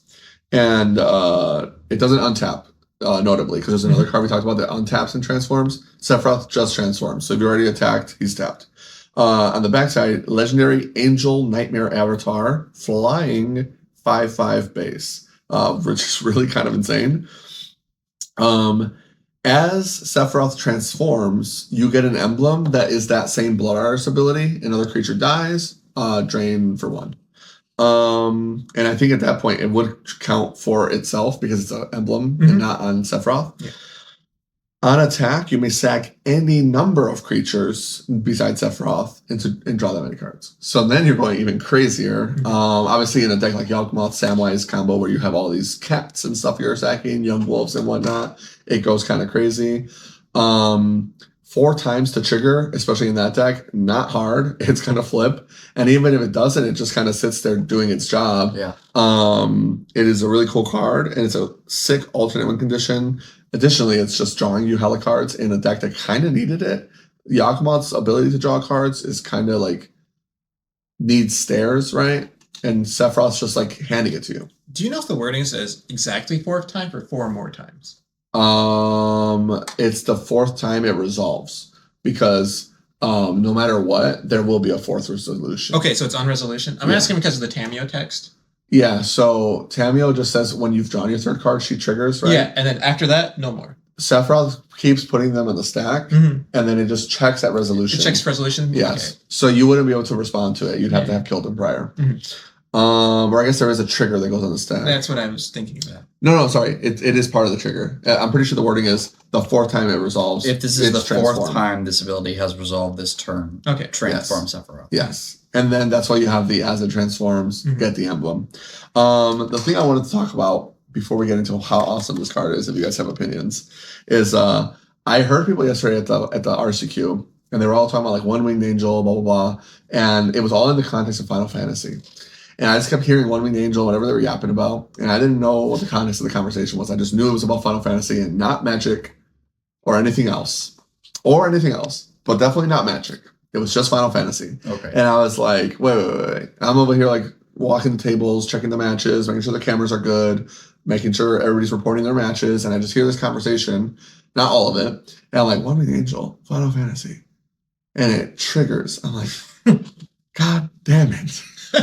So most of you know, if you watch or if you know me, I like wrestling. I like wrestling a lot. I don't always watch because I'm busy, but I watch whenever I can, especially back in the day. There's a really famous wrestler whose name is Kenny Omega. If you know wrestling, you know who Kenny Omega is. He's kind of the GOAT, and he's a big-time Japanese wrestler back in the day. He's been in the United States for like 5 or 6 years now wrestling, but for a long time he was wrestling in Japan. And he's like Jared, like super into that culture, lived over there for a long time, you know what I mean? Jared's always like, oh, I'm going to find me an Asian girl. Kenny Omega, same energy. But this guy's like, first of all, he's fucking hot, but he's also like mega built. One of his best, not that Jared's not hot, but Kenny Omega is fucking hot. And one of his like best storylines in wrestling is like this like gay storyline he has where like him and his like rival are like hidden lovers, but they're like supposed to kill each other. It's like Japanese wrestling goes fucking hard. And this guy's a nerd. Yeah, this guy's a nerd. Even though he's like this super jacked wrestler guy, goes to like cons and like he would be like a guy that's going to like whatever like Japanese con, like I gotta go, ASIN, Final Fantasy, he's there. in cosplay. He comes out to like wrestling matches, like like big entrance. He's in cosplay. I showed Jared a video today before he drove out to the podcast. I was like, oh, this is him coming out as Sephiroth and doing the thing. And the whole time, this all triggered because I didn't know that the one-winged angel, that's Sephiroth, that's a reference to Final Fantasy. In wrestling, his finishing move, you know how like you might know Stone Cold. Yeah. Stone Cold does like the stunner, Or like kicks you, people, and then people's elbow. People's elbow, Yeah, exactly. yeah. Like the Rock's finisher. Yeah. I don't know any of these. Well, basically Tombstone. wrestlers like all have like a move. Yeah, Tombstone Pile Driver. Yeah, I assume Undertaker. that's what it is. Yeah, Yeah. you can't see me. Exactly. Yeah. Exactly. I played the Attitude video adjustment. game. It's called the attitude I adjustment. played the video games a lot. Yes, exactly. So they're goated. They're goated. So Kenny Omega's finisher is called the one-winged angel. So like when he like slams them on the ground and does his finisher and pins them, like the announcer is like, oh, the one-winged angel, blah, blah, blah. And I'm over here like, oh, wait a minute, Kenny Omega's a fucking nerd. God damn it! I did not. The whole time I didn't know it was a Final Fantasy reference. Connor might have mentioned it. I totally forgot. And then I pull up the entrance where he comes out as Sephiroth, and like, all of this is like escaping me because I've never played the games. He comes out dressed as Sephiroth, huge entrance, He does playing the- the music. He stretches out the wing, and like on the screen, he was like the giant angel wing or like the fallen angel, and then he does like the smile. And Jared's like, "Oh, this is all like the cinematic in the game," and I'm just like, "Of course it fucking is." So- yeah, why wouldn't it be? Literally, there's the card Nibelheim of Flame, right? The limited bomb, the Shodner's Ignition, that also Yeah. flashback draw 4 cards. Yeah. Literally, he does that exact picture. Yeah, he's like posing. And then I showed him a different match where he's like wrestling, and then he like has a moment where his opponent's on the ground and he like does like a pose. And Jared's like, "Oh, that's this one guy from Final Fantasy's Sorry. like victory pose." No, it's a Street Fighter victory. Oh, Street Fighter. He's like, "That's the Street Fighter guy's victory pose." I was like, "Of course it is." Like Kenny Omega's a fucking nerd. Yeah, that And makes. this guy like it was refreshing, but at the same time I was like, how did I not know this whole time? Yeah, I get that. I like look back. Do you ever look back on yourself and you're like, wow, that was really cringe? Of course. Yeah, Have you met me? Dude, I do that on the podcast. I'm gonna watch this episode. I'm like, eee. Yeah, I remember like so another thing that I did was I played the Incredible Hulk video games like for GameCube and stuff. Yes. Like I played the crap out of those. And so when the Hulk movie in 2008 that everyone hated, I love that he fights the dogs. No, that's the the one- 2004 oh, one. This is Yeah, Ang that- Lee, right? Okay, That was like 2004, the 2001. 2008 one was also cool. Yeah, Ang Lee won, right? With Abomination. Abomination, right? Yeah. And there, I'm not kidding. While he was fighting Abomination, something would happen, and I'd be like, "Oh my gosh, he just did the whatever." I was like saying all the moves that happened, referencing to the video game, and I was like, "Man, must have been like." Now how you know how I feel when I see like all the flavor wins in the set, and I'm Yeah. like, Well, that's what I mean. Like, Well, that's how I felt with the Doctor Who stuff. Like Oh, true. I was like, "Oh my gosh!" For all of the Like- all the cards in the Dust Guy deck. for that set, I always felt like River Song was the best one Oh yeah, because the whole point of the show is absolutely. they meet. remember how you felt In- about Yuna? They Yeah, it's they true. meet in reverse. Okay, Yes. I still Do you remember that? I still think Oh, is that Rivers- Frank was like, "River Song is hot." Me and Sergio were like, "Okay." Yeah, River Song is the He hot likes mom MILFs? for me. Okay. Yeah, that was like his milk moment. I was like, "Oh, Yeah, River okay, Song. you too." Then. Okay, sweetie. Yeah. Hello, sweetie. Oh man. Oh, you guys watch that? I don't watch Doctor Who. I don't know. Yeah. Yeah. So the point was that he's right. Is that the flavor win? Hey, sweetie. Because the point is that she plays per the. I probably would monitor. have lost. I'm not saying I wouldn't. I'm I've an never Amy seen it. Pond. I have to show you. I have to like show you like a compilation now of like River Song. I'm more of an Amy Pond person. Oh, Amy Pond is my top celebrity. Is she on the top of your The top list? top. Yeah, it's Amy Pond. Who's that? The Hall Pass list. No, who's Amy Pond? Oh. Do you know Nebula from Guardians of the Galaxy, the blue Yeah. chick? That's Karen Well- Gillan. Yeah, that's who. Yeah, Amy Pond Karen is. Gillan is my top. Oh, yes, absolutely. Yeah, Karen Gillan is my top. I want to meet Karen Gillan dressed as Nebula, but then we like reenact Oculus. Deus Ex Machina too, you know. I would have saved her though. I'll have her in front of the mirror. And then I love Karen Gillan. You're right. Absolutely. she is my number one, like the top of my good. list. So you've seen Jumanji then? No, I Oh my god, that Oh, but outfit I she should put her watch in it. is like. Yeah. You gotta watch Jumanji, bro. Jenna. I didn't watch the movie. It's a great movie. Jenna Coleman's my number 2. Oh, she's actually my favorite companion. companion. Like you can catch her out of the zone. Actually, no, true. stop. But no, my favorite. How dare you? I don't also know So, who these people are. My favorite scene though was when she came out dressed in leather, riding the motorcycle in that one episode, Oh, 100%. and I was like, "This is the hottest woman I've seen in my life." Oh, Jenna Coleman? yeah. Who's Jennifer? I did not know that. She's another actress. Yeah. Well, I assume that. But she was my favorite character in all of Doctor Who.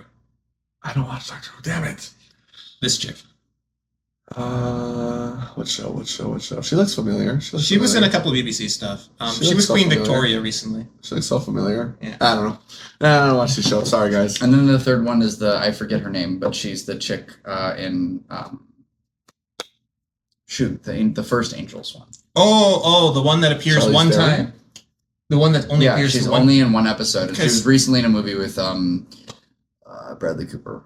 I also think David Tennant's wife is pretty hot. I've not seen David. What is this? It's her. Sorry, you got me and Jared talking about women. You know the Doctor Who episode where he has a I daughter? didn't think you guys liked Oh, women. yeah. That's his wife. No way. Yes. Okay, yeah. They met on the set. Yeah, good All for right, that. guys. It's June. Good This for him. conversation is way too fucking screwed. I was I'm like, gonna good for him. wrap it Good here. for him. Anyways, not that I'm not having fun. We can do this on Discord later. That's the last card we were going to talk about, I believe. Okay. You guys keep yapping about that. I'll do our outro. Okay. Sorry. Thank you guys for watching. I don't think we have anything else to talk about. Sephiroth's kind of the GOAT. No, that's it. Cool card. Don't know if it's gonna be standard playable, but I feel like there will be a deck for it. Like when I was I telling can Jared wait. why I think the card is good, is like they don't make these kind of cards anymore for no fucking reason. I've been waiting for a real standard sacrifice deck. Well, we have the Orzhov deck that currently Are exists. there any free stack outlays in Standard?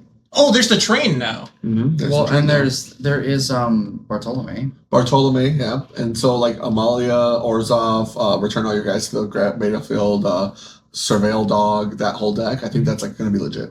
Oh, Yeah, I think that this could be Starfield Cleric. that could be the glue. Yeah, Starfield Cleric, Sephiroth, like this deck I think is playable. And one thing that has going for it is a lot of life gain. So you can kind of ignore what your opponent's doing on the aggro side for a little bit, Hopefully. in addition to like sheltering their ghosts. Shelter their ghosts. But yeah, so what's it called? As always, thank you for joining us. Sorry if my head was facing the wrong direction this whole time, but I was trying to make sure I look at my boys when I talk to them. Shout outs to our patrons as always for staying with us and keeping the lights on. Your support means the world to us, and it helps us get more future content out to you guys. As you've seen, Frank is posting the crap out of shorts, which is awesome. If you want to follow on YouTube, please, one more time, like, comment, subscribe. I say it every episode, but it actually does help get people to do the call to actions, You gotta etc. give. You got to give, yeah. Thank you, Jared, for being on the show with us. It was actually a pleasure. We had a great time. It was a pleasure. It went a long time. Big yeah. I told him it was going to take 2 hours. Frank was like, I hope it doesn't. I was like, you lost. Yeah, I did lose. But I enjoyed We're- the conversation. Yeah. It's like 2.5. Yeah, hopefully we have a better setup for next time because I'd love to have him back on the show. Agreed. Shout outs to Sal for doing all our editing as always. Please check out his channel, MTG Chicago. Big shout out Um, because this episode's gonna be even worse. Yeah. And he does all our thumbnails. Sal's kind of the GOAT. He's been doing all the camera setup for me. The camera we're using right now is his. And shout outs to everybody that's just watching the show with us. Our show is always going to be free. You can check us out on YouTube mostly, but Spotify, Apple Podcasts, etc. And shout outs to Nancy Steroids for the intro and outro music. No longer works with Frank, but the music's still appreciated.